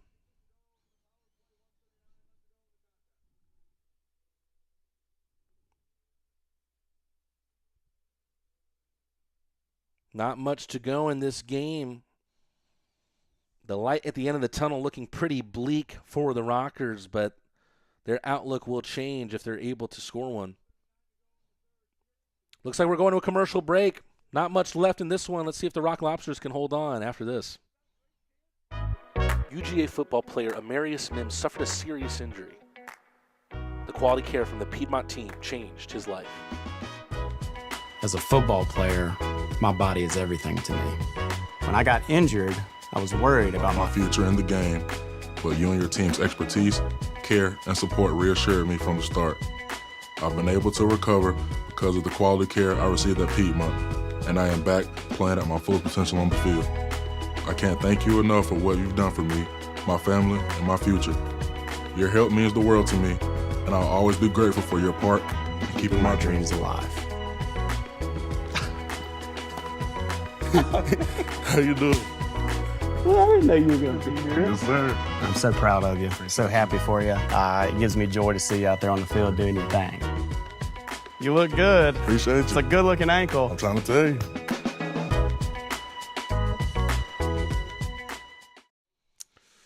I guess the worry going forward, besides what remains of this game, there's still a chance in here for the Rockers, but I guess the real worry going forward is what comes from the disciplinary committee of the FPHL tomorrow. Are there decisions for them to make? Will they review the footage and make any extra adjudications on either of these two teams? Big face-off win, and then Milan slaps it away. Misses that open net that's been left vacant by Babin. Motor City still have the extra attacker. Josh Rosenzweig, is he thinking about it himself? Rosenzweig gets one off the iron. Oh, my goodness. Picked back up by the Rock Lobsters, though, and they have their goal. Rosenzweig won't get the goalie goal, but he gets the assist on Garrett Milan's dagger into the Rockers' jugular.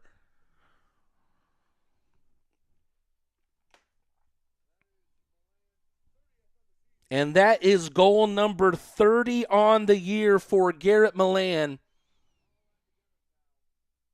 A big, big milestone for the Rock Lobsters superhero.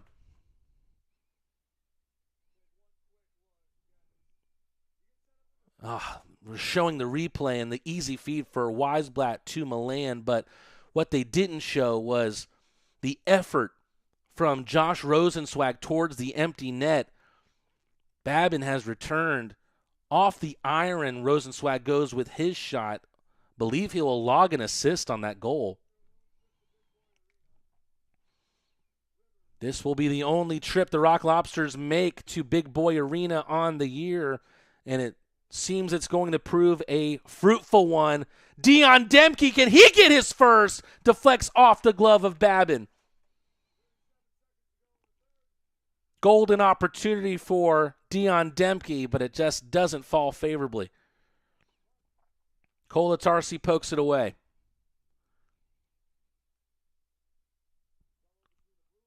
Golo, who's been bullied a little bit on the night, won't look back on this game favorably. Dion Demke, there might still be opportunity here for him. Unselfishly passes it towards Johnson, who misses wide. And that is going to do it for this game. It got sticky late on for the Rock Lobsters, but they are able to come out with the 4-1 win. About a dozen penalties happening at the 14-10 mark of the third period, but we finally got to the finish line, and the Rock Lobsters are able to take a 4-1 victory out of this one. Let's take a look at the game and all of the prevalent and pertinent statistics that go along with it. Rock Lobsters with a 4-1 win. It all started with a patented right circle wrister from Brandon Picard to open the scoring at 1-0. About 3.5 minutes later, a Red Deer ripper from Cason Gallant, his 11th power play goal of the year, to make it 2-0. Then the Rock Lobsters go to their first Leslie Jones Law penalty kill of the night. Garrett Milan and Orca Weisblatt steam up the ice. Milan with a shot that gets saved with the pad from Babin, and then Weisblatt follows up the rebound and sticks it in to make it 3-0.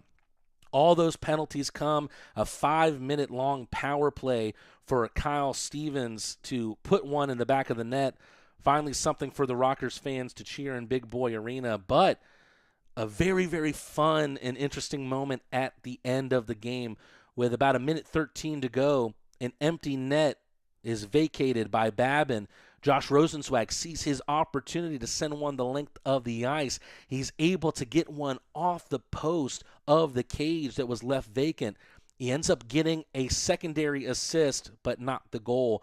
Weisblatt then helps it towards the slot for Garrett Milan, who scores his 30th of the year, and the Rock Lobsters are able to secure a 4-1 win.